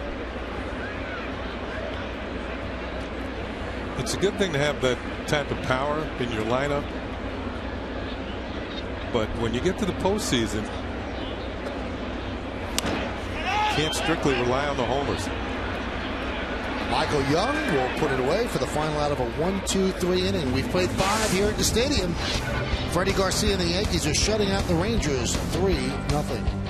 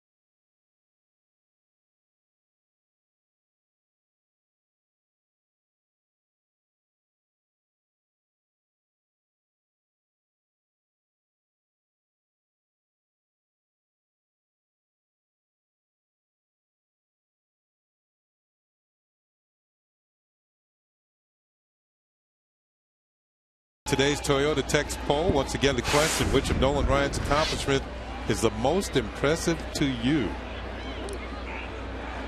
I say the no-hitters. Yeah, I do too. So does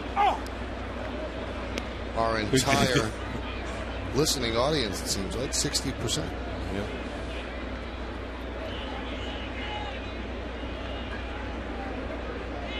%60% go with the no-hitters. 7 no-hitters. Now, you said that you were in one of the games, right? Yeah, that's right. All right, so let me ask you. We had no chance. You knew right away you had no chance? Did you say, okay, this guy's had no-hit stuff today? Well, he usually had it just about every time. Right. Yes. So we got to, I'll tell you a story. We got to the about 7th inning, and Bobby Grich was playing second base that day for the Orioles. And it was a game in Anaheim. And he gets to the top step of the dugout and yells out at Nolan Ryan, "Give us a chance." And Nolan looked in and shook his head no. And the player who made the last out was Bobby Grich. Struck him out. Didn't give him a chance. Nope. And there was a good splitter. Speaking of strikeouts, it's Freddy Garcia's first strikeout of the game. Nasty splitter. It's nasty right now. The wind is blowing from right to left. The rain almost is running parallel to the field, and you wonder how long Cedarstrom will allow them to play in this sort of weather right now. That was a trapdoor splitter. Here's Elvis Andrus. Pitch outside, and you know you can't lose sight of the fact how impressive this is for Garcia to be pitching as well as he is, with having not made a start since spring training and against a really top flight offensive firepower in the Rangers. You know what, Michael? It goes to show you, if you make your pitches, change your speeds, he'll throw everything but the kitchen sink up there. And even behind on the count, he's come up with some pretty good pitches today. Like that one. Down and away on the outside corner. Pick up a strike. David Robertson getting ready. They asked Joe Girardi before the game. Well, he had been stretched out in spring training, but he hasn't been stretched out and continuing to start here, how much can you expect to get out of him pitch-wise? Ground ball to Jeter. And Joe wouldn't give a number, but he said we're going to have to watch him closely. He's thrown 81 pitches right now. You know, he said we give him long bullpen sessions. He said, but there's nothing that compares to pitching in a game. So they had stretched him out to what a normal starter would be able to throw on his first start, 100. But that regresses. It's not something that stays with you. Once you get stretched out, if you're shut down for 3 weeks, it's like you have to start again. And that's how the pitchers have broken down by inning.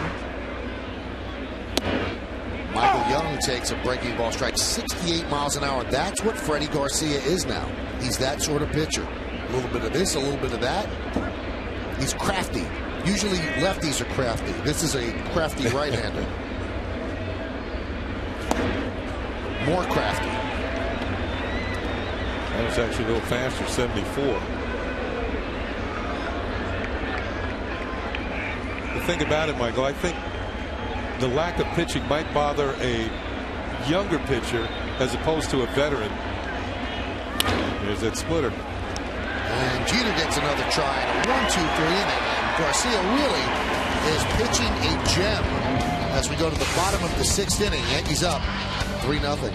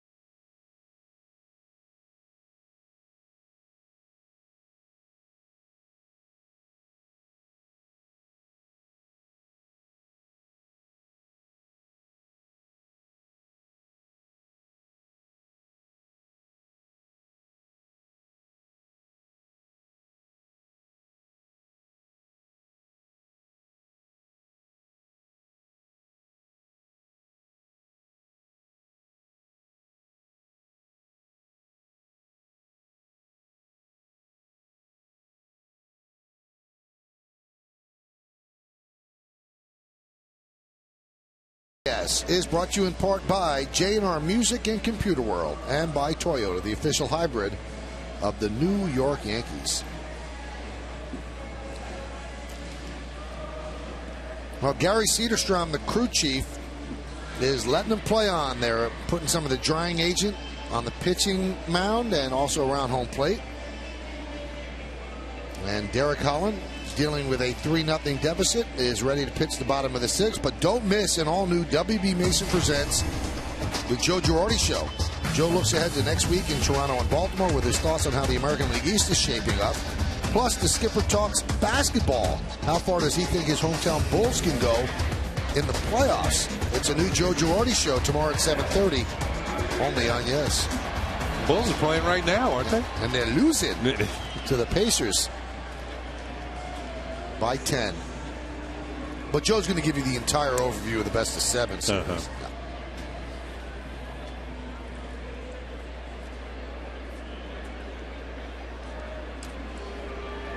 Alex Rodriguez going to lead off here in the bottom of the 6th inning. Yankees are leading 3-0. Strike.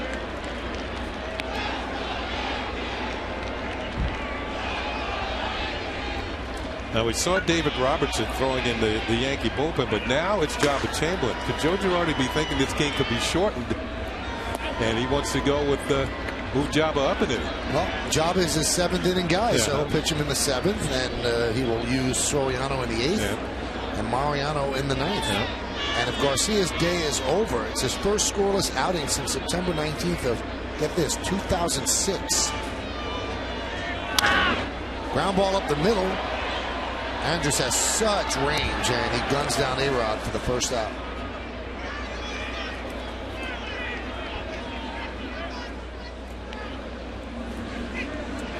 Well, it appears that Freddy Garcia, his day is done after 84 pitches. And outstanding. Particularly when you factor in the layoff that he's had. Hadn't made a start, as Michael said, since spring training. It's amazing. In 5 years, he has not come in, even in a relief appearance, and not allowed a run. And here he is throwing 6 zeros up on the board in his first Yankee start.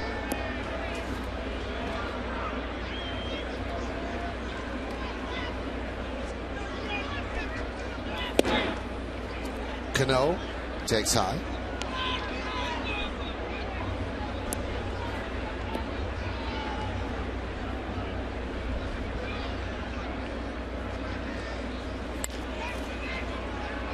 Ground ball to second. 2 outs.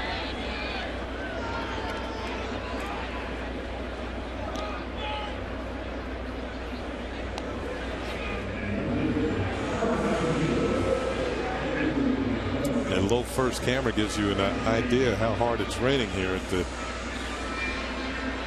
at Yankee Stadium.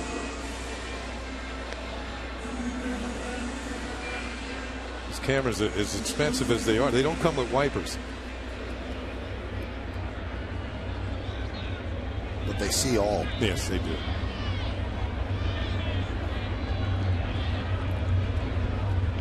Here's Andrew Jones.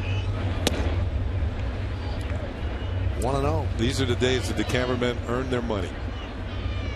You mean the other days they don't? No, I mean really, really earn their money. There's a wiper on the roof camera. There is.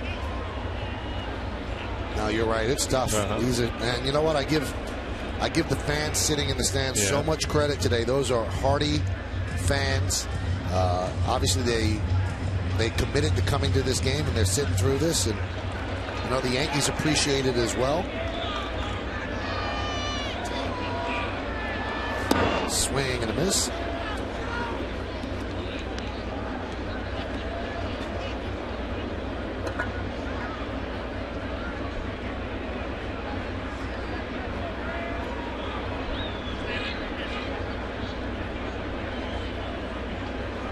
And the pitch. Lined into left field. It's a base hit. Andrew Jones with his second hit. He's 2 for 3.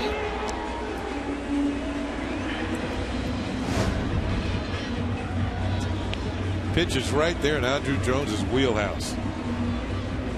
Roped into left center field. It was all that Murphy could do to cut this off and keep it from being an extra base hit. Maybe the wet grass slowed it down a little. But Andrew Jones, the man of the perpetual smile, is on at first base.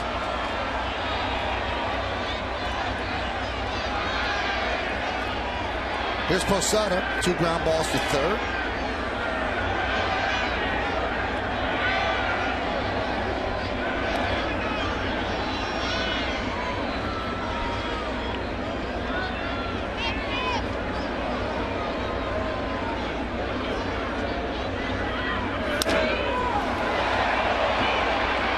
Into right field, and Cruz fights the elements to put it away for the final out of the 6th. Yankees strand 1. We go to the 7th. 3-0 Yanks.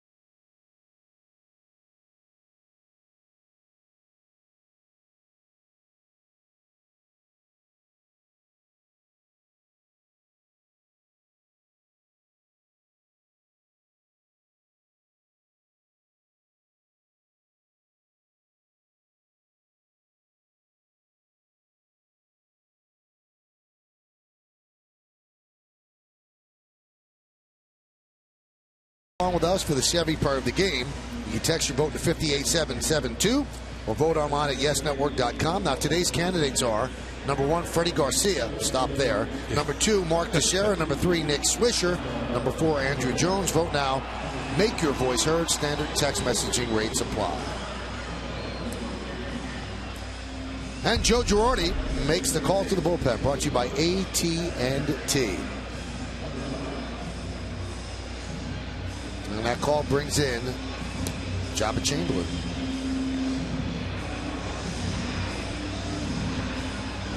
Should be a much different look for these Texas Ranger hitters. Fastballing Jabba Chamberlain, who the other day I think he was clocked at 98. Yep. This will be his 8th appearance of the year.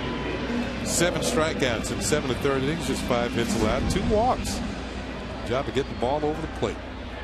It's not the only change the Yankees have made. As we go to the top of the 7th, there's a new third baseman defensively. Cadillac scoreboard as the Yankees up 3-0. That third baseman replacing Alex Rodriguez is Eric Chavez. And you hope that there's nothing wrong with Alex Rodriguez. If we hear anything, of course, we'll pass it along. So Jabba takes over for Garcia. And again, you can't emphasize how good Garcia was and how much the Yankees needed that.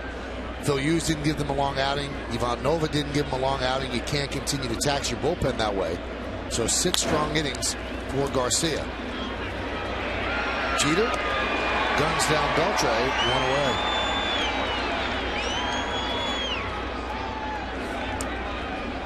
Earlier this week, Jabba. Wild pitch with a runner on third. Felix Pie trying to score, and Jabba fends him off and tags him out. Going to stick that leg out there. Pie cannot get to home plate. Never touched it. Well, it was. He did touch it until it was too late. Jabba had already applied the tag.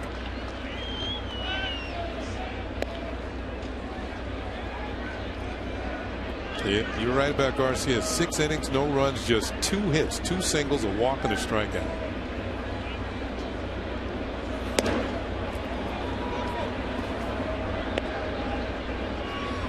Out of the 6 innings he worked, 4 of them were 1, 2, 3 innings.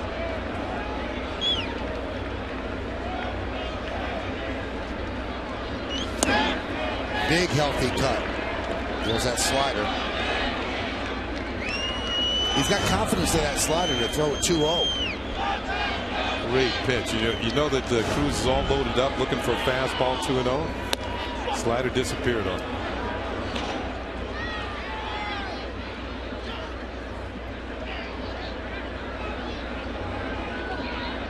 2 for 4 against Jabba with a home run. That's lifetime for Cruz. There's that breaking ball for a strike.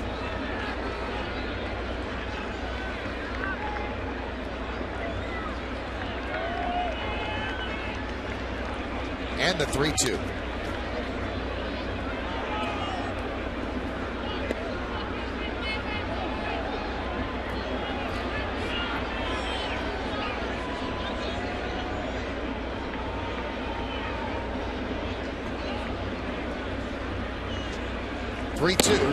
Strike 3. There's that slider whispering across the outside corner, and Cruz down looking. Not loving the call. Do take a look. Well, you're right. Whisper. Yeah, he got it. Strike 3 call. That was on the corner. Nice job of Molina receiving the ball, giving the home plate umpire, Lance Barksdale, nice look at it. There's a strike to David Murphy. Jabba's not messing around today. Nope. He's been pitched well all year so far. Early season. He impressed in spring training. Got that 7th inning roll. And that's the formula that Joe Girardi has carved out. Jabba in the 7th, Soriano in the 8th, and Mariano in the 9th.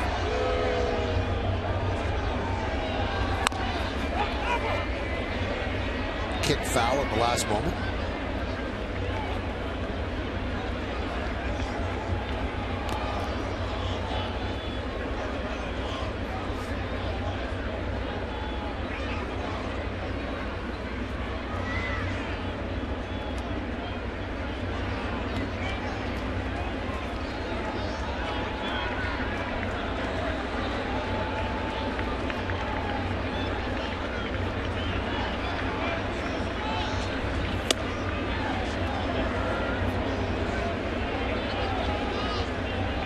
that foul ball got a piece of Molina.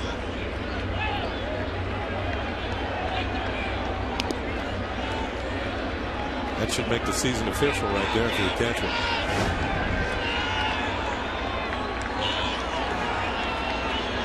Might have got him on the thumb.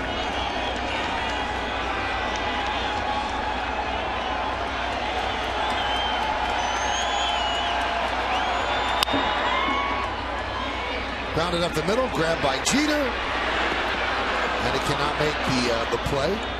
Throws it past Teixeira, but hits off the fence in front of the camera well. So Murphy will stay at first. That's probably going to be a base hit. Murphy's second hit of the game, and only the third for the Texas Rangers. It's going to be a difficult play.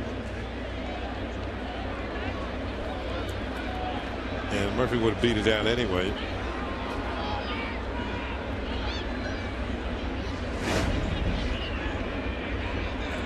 So Murphy 2 for 3, and he has 2 of the Rangers' 3 hits. The other one by Adrian Beltre. And here's Yorvi Torrealba.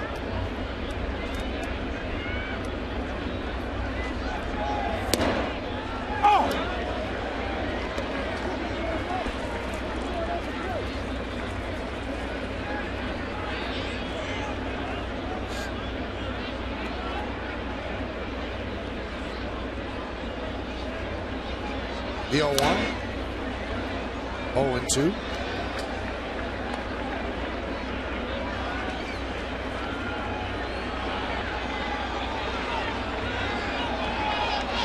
Yankees 3-6-0. The Rangers 0-3-0. I always thought on days like this when you're playing, if you're a hitter and the game is getting close to becoming an official game, anything close is going to be a strike. So you better be swinging. You know the umpires want to get the game in. It's already an official game, but now you're almost to the point where they want to get the game over. So anything close, you want to swing at. Missed outside.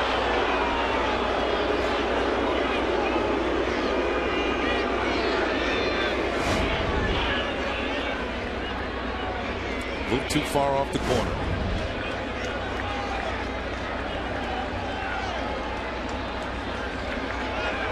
One to go. Swung on and missed.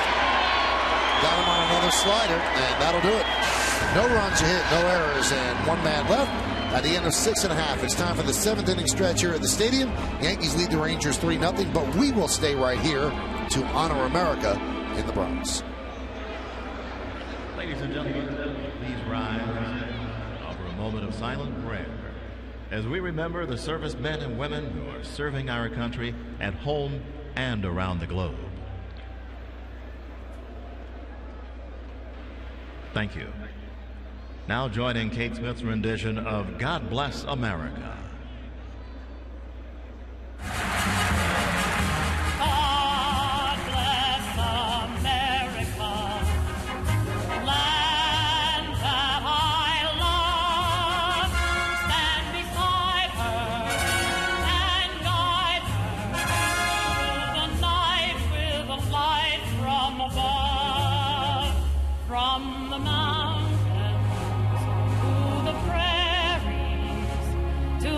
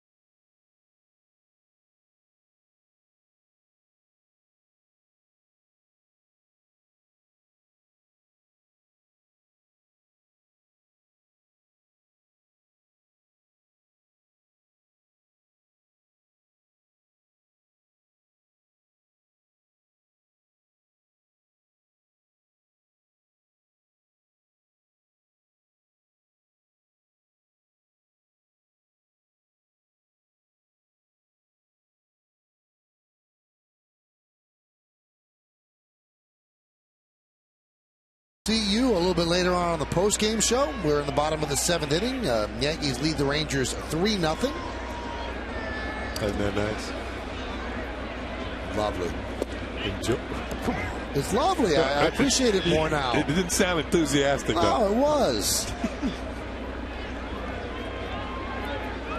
The 1-0.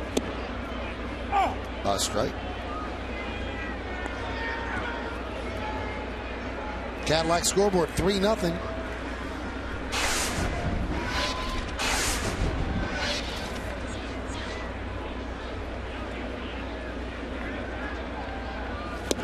Curtis has had a good homestand, hitting .417 with 2 doubles and a home run, as he's pushing his average up to respectability. He's at .244. 1 for 2 today.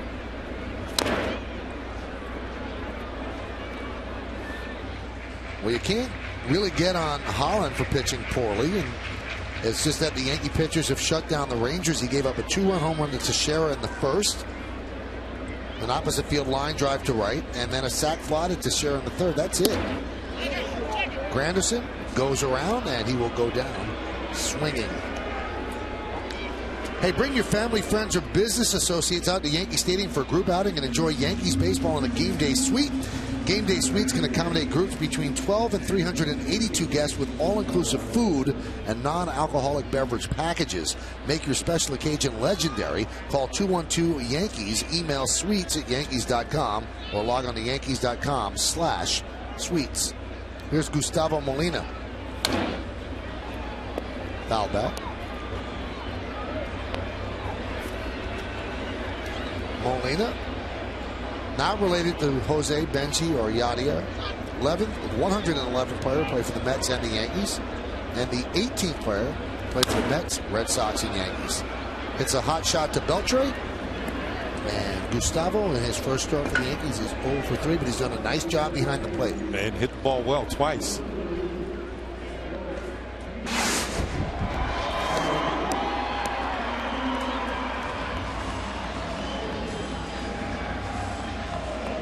Didn't see Freddy Garcia shaking off many pitches that were called by Molina today.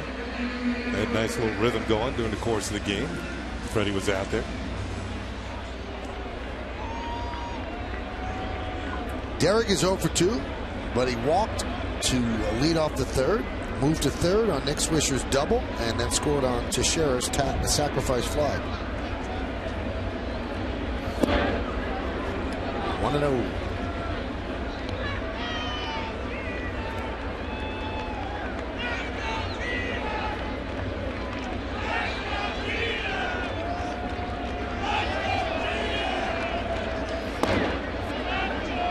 This copyrighted telecast is presented by authority of the New York Yankees and may not be reproduced or retransmitted in any form. And the accounts and descriptions of this game may not be disseminated without the express written consent of the New York Yankees.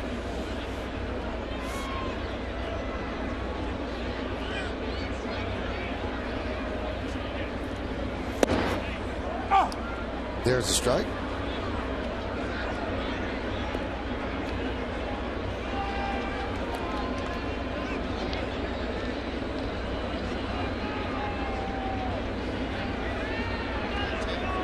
The 2-1. Soft ground ball is short. This is not a hitter's day as the Yankees go down in order against Derek Holland. So we played 7 full here at the stadium. As we move to the 8th, it's the Yankees 3 and the Rangers nothing.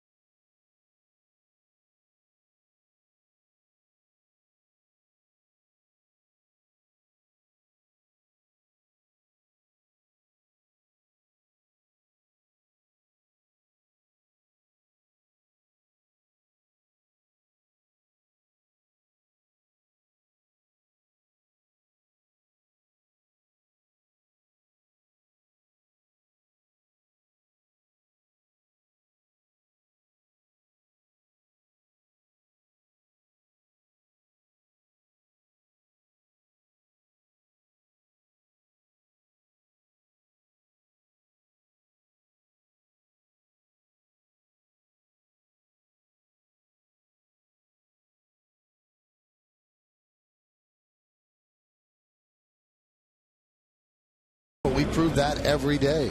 Derek Jeter with the ground ball. And this will start the partner play. Elvis Andrus, who is becoming one of the better shortstops in this league, both offensively and defensively. There's our GE capital. Partner play. Little guy's hanging in there as we go to the 8th inning. He's watching the Yankees throw a 7-inning shutout, 3-0 right now, as the Yankees will go to their 8th inning guy, Rafael Soriano. Freddy Garcia pitched 6 scoreless innings. Jabba Chamberlain came in to pitch a scoreless 7, and now they turn it over to Soriano. Now the bulk of that ERA is that one game against the Twins, where he came in, the Yankees were up 4-0. But 4 of Soriano's 5 appearances have been scoreless, so it's not the bulk. That is his ERA. So he'll take 4 or 5 more typical outings to bring that down to what it should be, what it's expected to be. And he'll start off dealing to Mitch Moreland.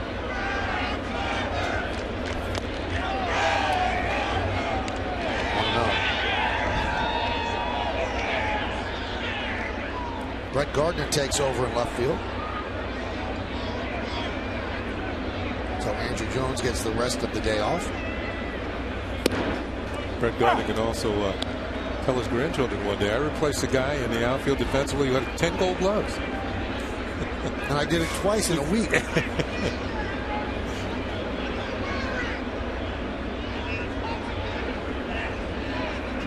1-1.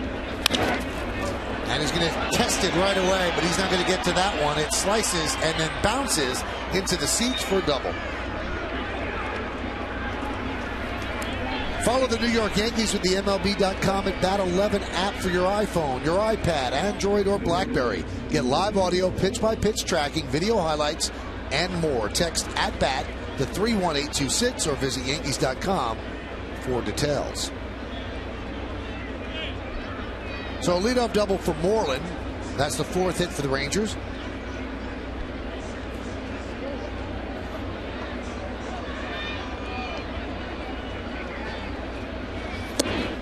And Bourbon takes pitch inside from Soriano.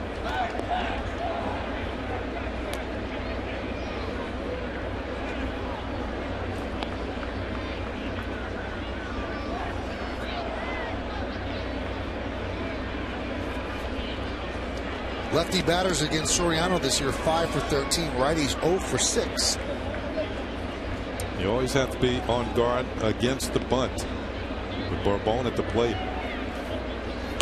There's the bunt. And Teixeira can't make the play. Gave it a valiant try, but couldn't come up with it. Yeah, but it wasn't for the lack of effort here as he lays out just off the end of the glove, and it's a foul ball. I was talking to Mark before the game. Remember when he first came up to the major leagues, he was the 3rd baseman with the Texas Rangers. And he said that, he's always had the good hands. And the footwork was fine at third base. He said his throwing was the part that made him a first baseman. The Rangers actually put him in the outfield, and then eventually he went to first base. I believe that he played third. Hank Blaylock was there. Played first. And at first base, he's made the transition nicely. 4 gold gloves, won one last year, his first with the Yankees. The 2-1. Just foul.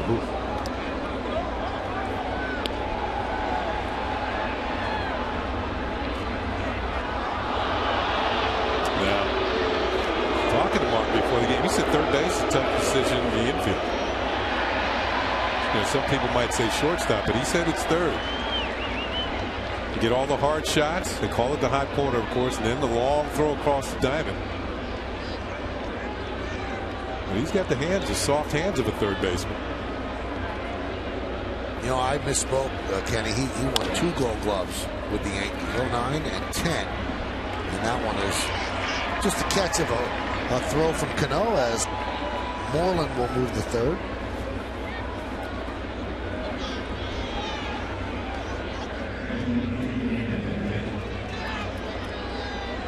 That's going to bring up Ian Kinsler against Soriano. Yankees will play the infield back. They'll give that run up.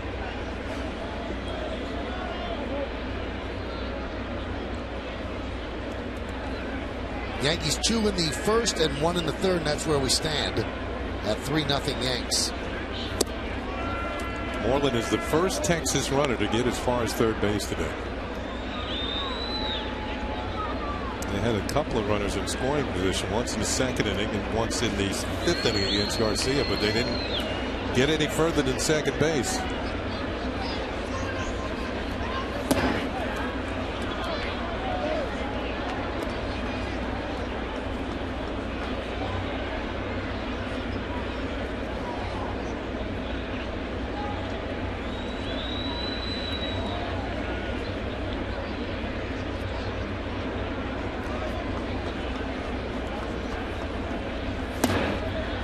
Count 3-0.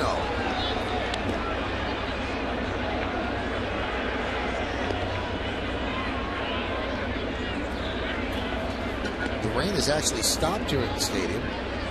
Wind continues to blow.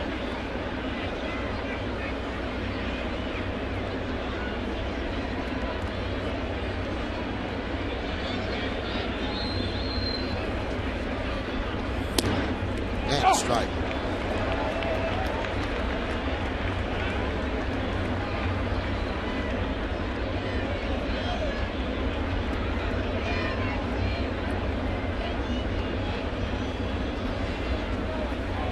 Pitch. Missed outside, so now that's going to bring the time run to the plate.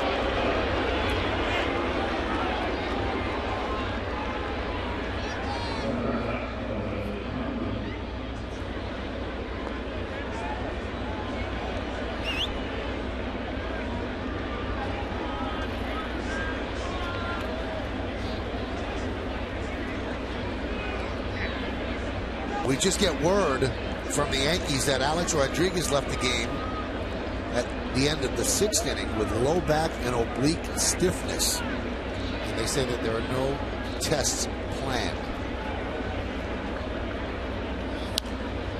Andrews fouls away.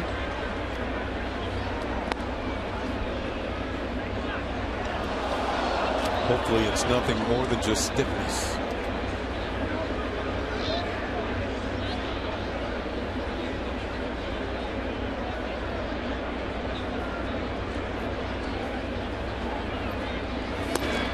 Snap go to first. Kinsler got back.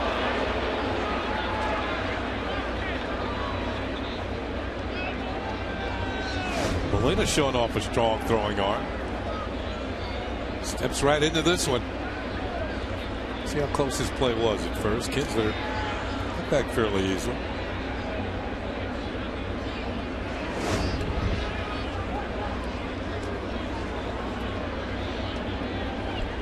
Well, this is the first inning since the second that Texas has had multiple runners on. In the second, the first two runners are on, but Garcia got out of it.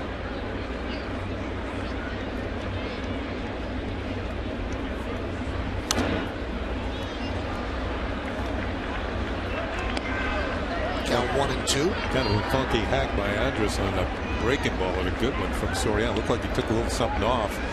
Got him way out in front.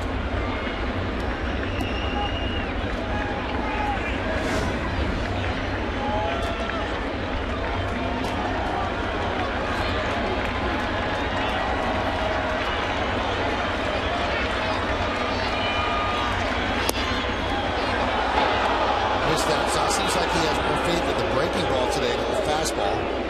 And the count 2-2.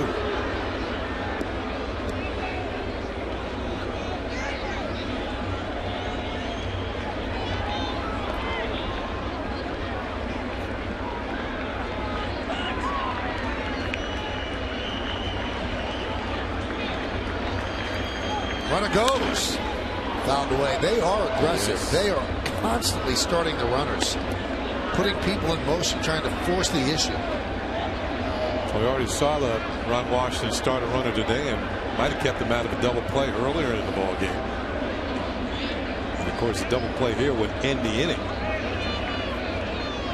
So he has a speedy runner like Kinsler, has him on the move.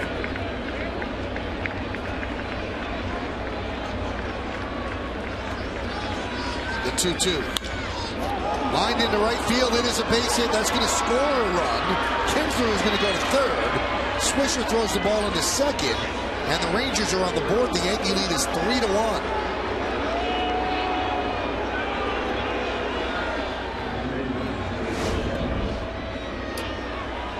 Pitches up where Andres can get to it, just kind of fights it off, pushes it into right field, picks himself up a run batted in, his 8th of the season.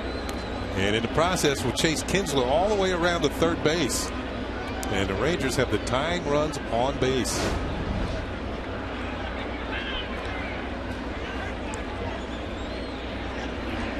Here's Michael Young. Michael 0 for 3. Grounded to second. Fly to right. Grounded to short. Mariano not warming. When they got Soriano, they pretty much committed to not having Mariano be a multiple inning pitcher. And at 41, that's probably a good idea. They limit him to 1.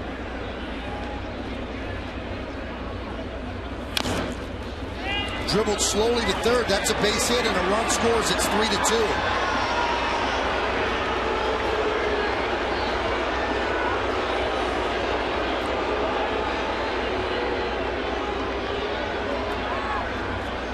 And Larry Rothschild is going to go out and talk with Soriano. Not much you could do about that. And that extends Michael Young's hitting streak to 17 straight at Yankee Stadium against the Yankees. And that includes the new and old Yankee stadiums. And also the playoffs.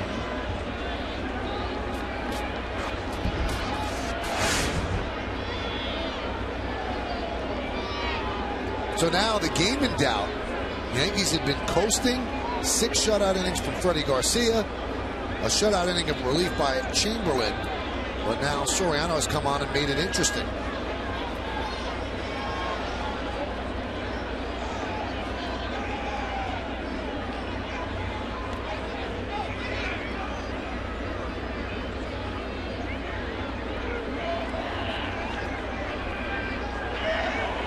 Beltre 1 for 3.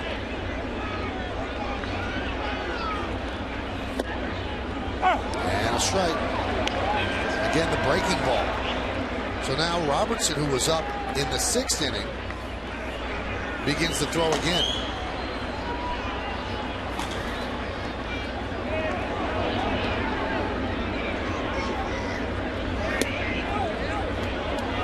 And the count 1-1. I don't think he has much faith in the fastball today. It's almost like he's going to use it as a surprise pitch. All these breaking balls to the right-handed hitters.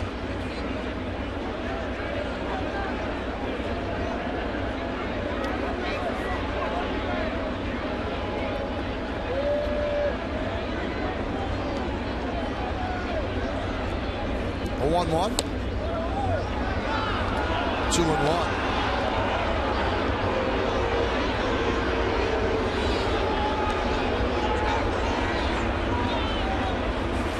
Never very animated anyway, but Soriano's body language is certainly not encouraging.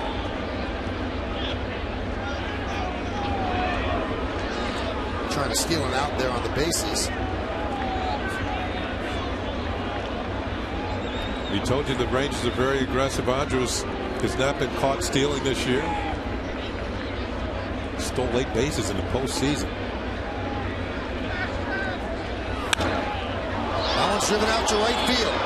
Giving chase. Swisher on the track at the wall. It's a foul ball. Missed a go-ahead 3-run home run by that much. That ball was fighting the wind all the way down the right field line. Another pitch up and out over the plate. And we told you the Beltre's, he likes fastballs up.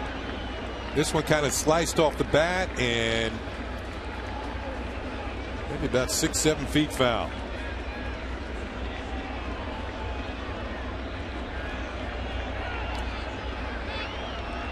So Soriano gets a reprieve. Does he take advantage? Fouled away. 94-mile-an-hour fastball.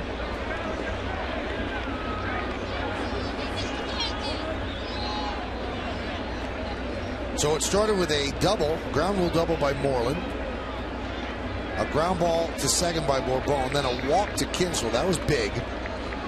RBI single by Andrews and an RBI single by Michael Young.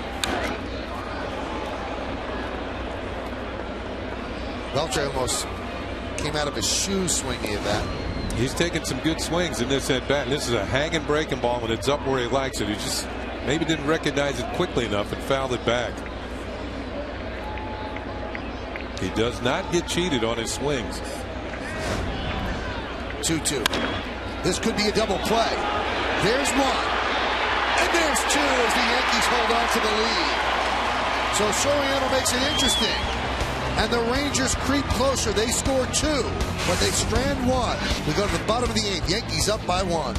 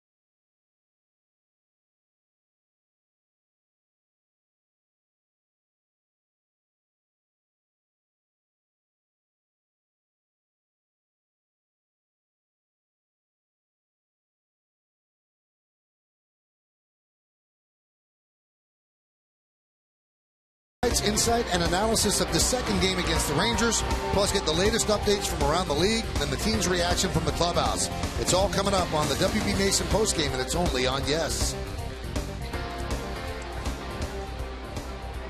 Well, Derek Holland's still out there, and that is the Ranger philosophy. Let these guys pitch their innings. He's at 100 pitches right now, and they want to push him a little bit more. They want these guys to finish what they start, or at least attempt to. And he's going to face Nick Swisher. So the Rangers scored 2 runs in the 8th. It's now 3-2 Yanks. There's a ground ball ashort. 1 away. Now the Yankees made an announcement between innings, and a really nice gesture by the organization. They said that recognizing today's inclement weather conditions, they are awarding all fans with ballot tickets for today's game against the Rangers with a free ticket offer. They may redeem their ticket regardless of whether they were used to attend today's game for a free grandstand level or terrace level ticket at Yankee Stadium for another game this season, subject to availability. Alternatively, fans may choose to use today's ballot tickets as a coupon for 50% off the purchase price of a ticket in any other non-suite or club seating location to another game this season, subject to availability. So, I mean, it's a miserable day, and the Yankees, as I said, they appreciate their fans sitting through this, and I think they did a really wonderful thing, rewarding the fans with free tickets. Really cool. Yeah, it is, Nick.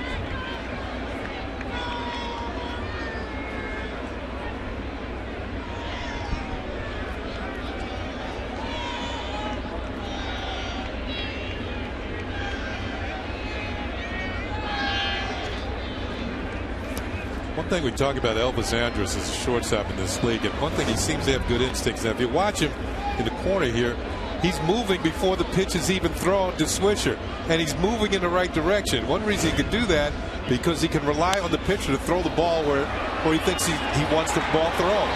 That one is ripped into right field. It's a base hit. Cruz comes up throwing, and Mark Teixeira will stay there with a single. So a good day for Teixeira. He is 2 for 3 with a sac fly, and 1 of the 2 a home run. So as I was saying, Holland got the ball where he wanted to, and Andres moving in the direction where he thought the ball would be hit, and it was hit right to him.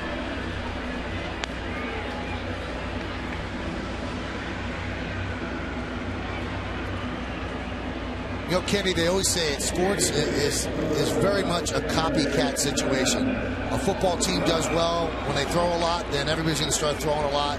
They do well with a certain type of defense, then people are going to switch to that defense. You wonder if the rest of Major League Baseball is going to copy what the Rangers are doing with their pitchers here and really pushing them. Well, you know, they have the best ERA in the major leagues. They're getting them further and further into games, which takes a burden off the bullpen.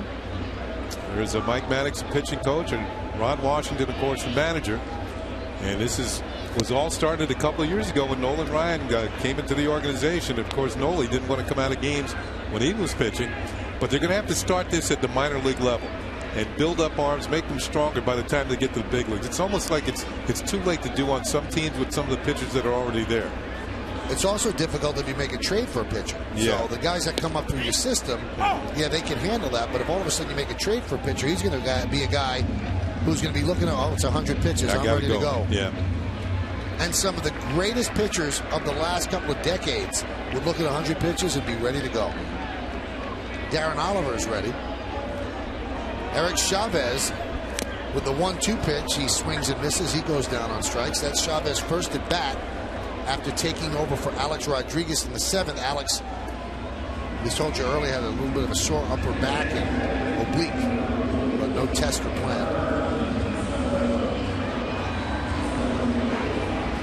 That was the 5th strikeout for Holland on the afternoon, and he's pitched well enough to win most games the way the Rangers can score. But today the Yankees have kind of held them somewhat in check.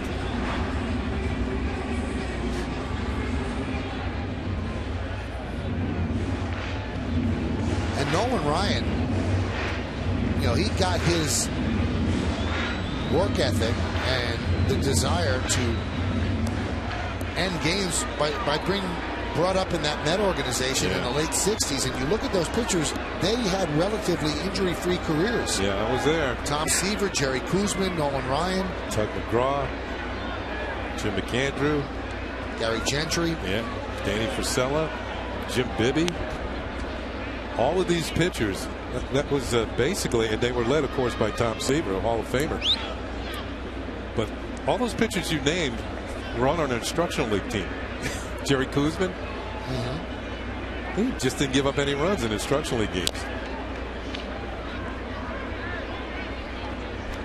And there were some other guys who threw pretty well who did make the big leagues. I remember a big, tall right-hander from California, I believe it was Alan Schmelz. Threw really hard. Didn't like hitting against him in batting practice.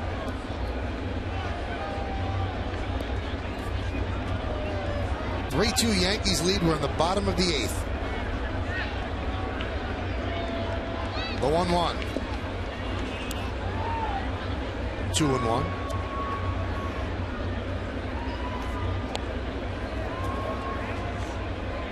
Yankees looking to even up this series. They lost last night 5-3 to these Rangers. Tomorrow night is the final game, an 8 o'clock start on ESPN. But remember, Yankee Extra Innings after the game right here on Yes will give you everything you need to break down tomorrow night's game. CC Sabathia against Alexi Ogando. The 2-1. Driven deep to right field. Fair ball, it's gone. That ball is off the pole. See ya! A 2-run home run for Robinson Cano. And the Yankees lead 5-2.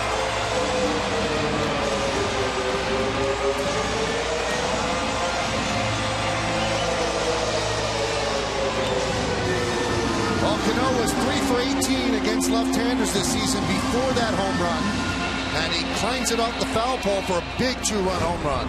His first homer off a lefty this year. And a little breathing room for the Yankees as they head to the top of the 9th following this bottom of the 8th. And Cano, just a matter of fair or foul. And watch it clank off the pole, and it's a fair ball. Here's Brett Gardner. And there's a strike. Let's take a look at the IOTV HD Super Shot, what the swing looked like. Here's the follow through. I thought he was a little bit out in front. You can see he is. But he got the good wood on it. And somehow kept it fair. Gardner's first at bat. He's now down quickly 0-2. So maybe, just maybe, they push Holland a little bit too far as he let the breaking ball out there that Cano could hit. And they're certainly building his pitch count up. He's at 114. The Yankees now have 24 home runs to tie the mark for the most homers in franchise history through the first 13 games. Previously done in 03 and before that 1932.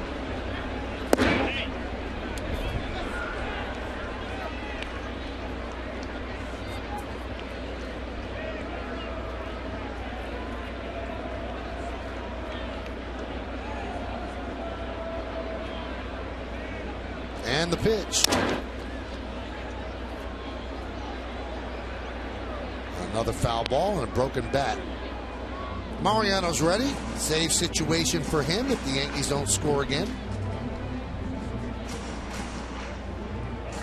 If you want to look ahead to the 9th inning, coming up for the Texas Rangers, Nelson Cruz, David Murphy, and Yorvik Torrealba. 5, 6, and 7 in their order.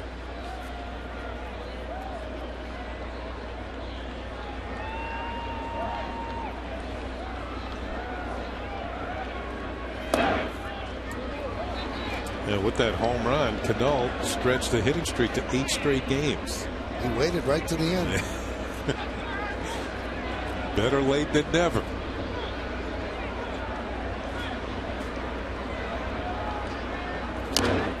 Check swing right back to Holland. And it is not caught by Michael Young.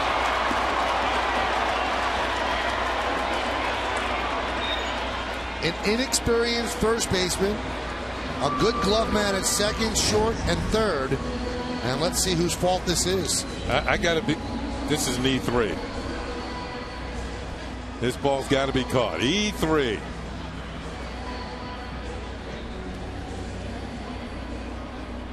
That's just about shoulder high. Kind of clangs around in the glove and out. Well, that is going to end Mr. Holland's opus. He departs. They call to the bullpen. Stick around.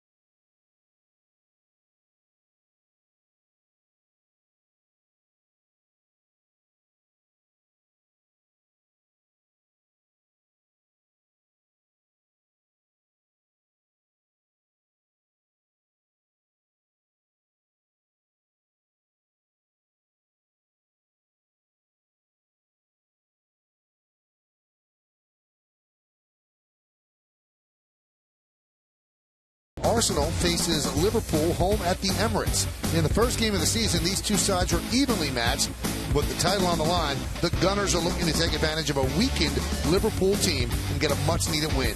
It all starts with a full match preview on Arsenal 360 right here on Yes. So Holland's day is done, and they will call in another left-hander, Darren Oliver. You know what I think happened on that play at first, Kenny? An inexperienced first baseman, when the throw is into the runner, they might tend to get alligator arms where they don't want to extend out and possibly get hurt. So he was ready to pull his hand in before he had the ball.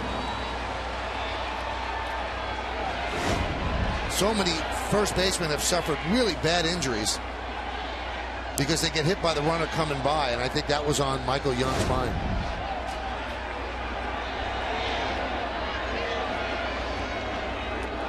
Oliver's had 33 games in his career against the Yankees, 7-3, 4.22. Posada is 0 for 3. I was going to say Oliver wanted 2 veteran left-handers in the Rangers pen. The other being Arthur Rhodes.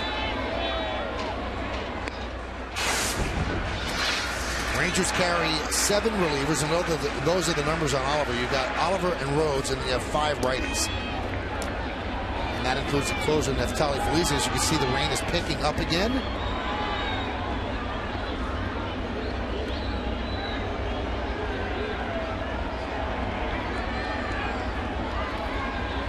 In his career against Oliver, Posada 5 for 17 with a home run. That's 294.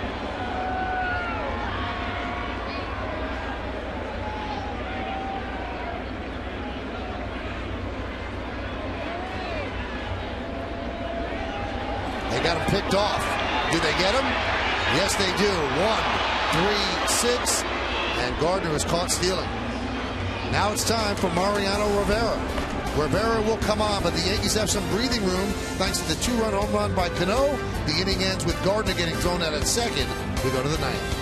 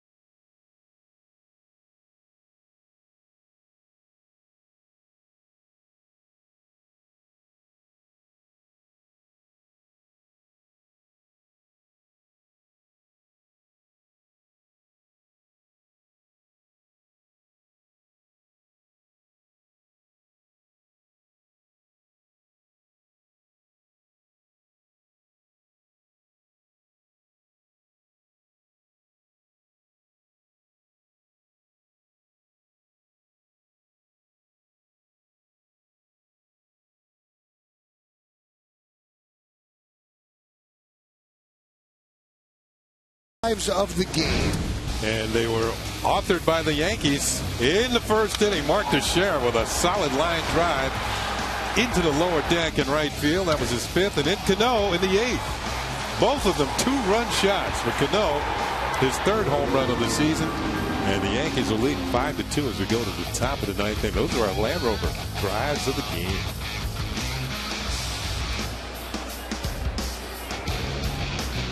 Now it's time for Rivera. The Yankee veteran will try to close this out. And in the process, pick up his 6th save of the year. And he deals to Nelson Cruz, and there's a strike.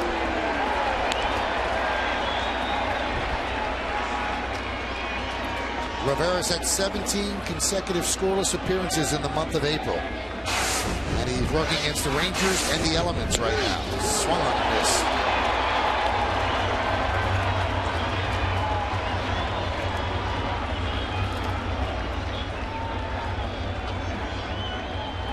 Trying to nail down this victory for the team and for Freddy Garcia. And he strikes out Nelson Cruz. You can't forget Garcia in this game. First start of the year after being skipped over because of rainouts and off days. And 6 scoreless innings, and Mo's trying to put up a scoreless ninth. Yeah, 3 pitches and Cruz is out of there. 1 down.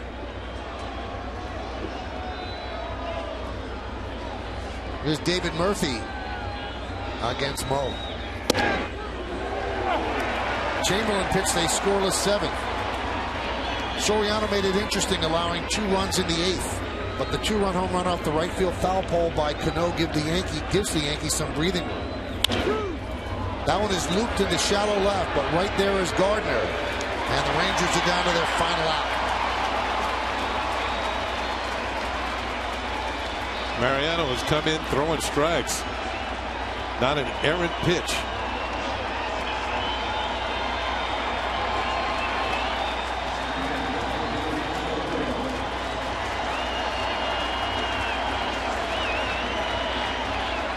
Here's Torey Alba. He is 0 for 3.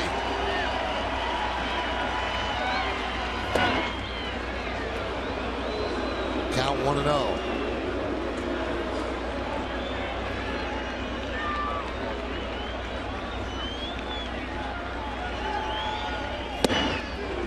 He is dealing strikes. Yankees trying to pick up their 8th win of the year. Rangers trying to hold off their 4th loss. The 1-1. And the Rangers are down to their final strike.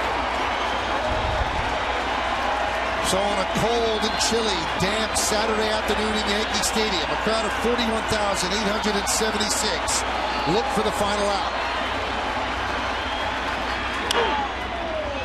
And they'll have to wait as that one's fouled away.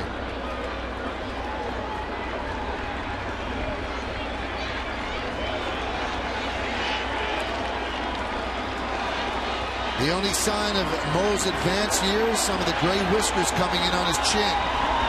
But he's not pitching like he's 41. That one is lined to right field. Going back is Swisher. It's over his head and goes up against the wall. Torey Alba will go to second, and he has a 2-out double as the Rangers stay alive.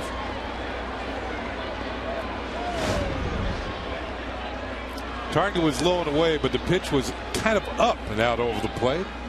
Torey Alba got good wood on it. Swisher was playing fairly shallow in right field. This will keep the game going a little bit longer.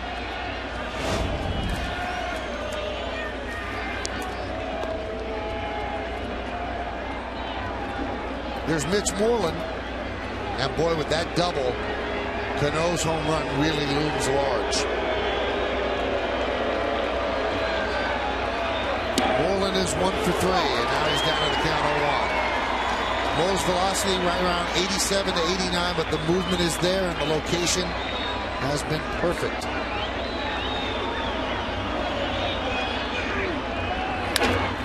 That one is looped into shallow center, caught by Jeter. Ball game, and the Yankees win 5-2.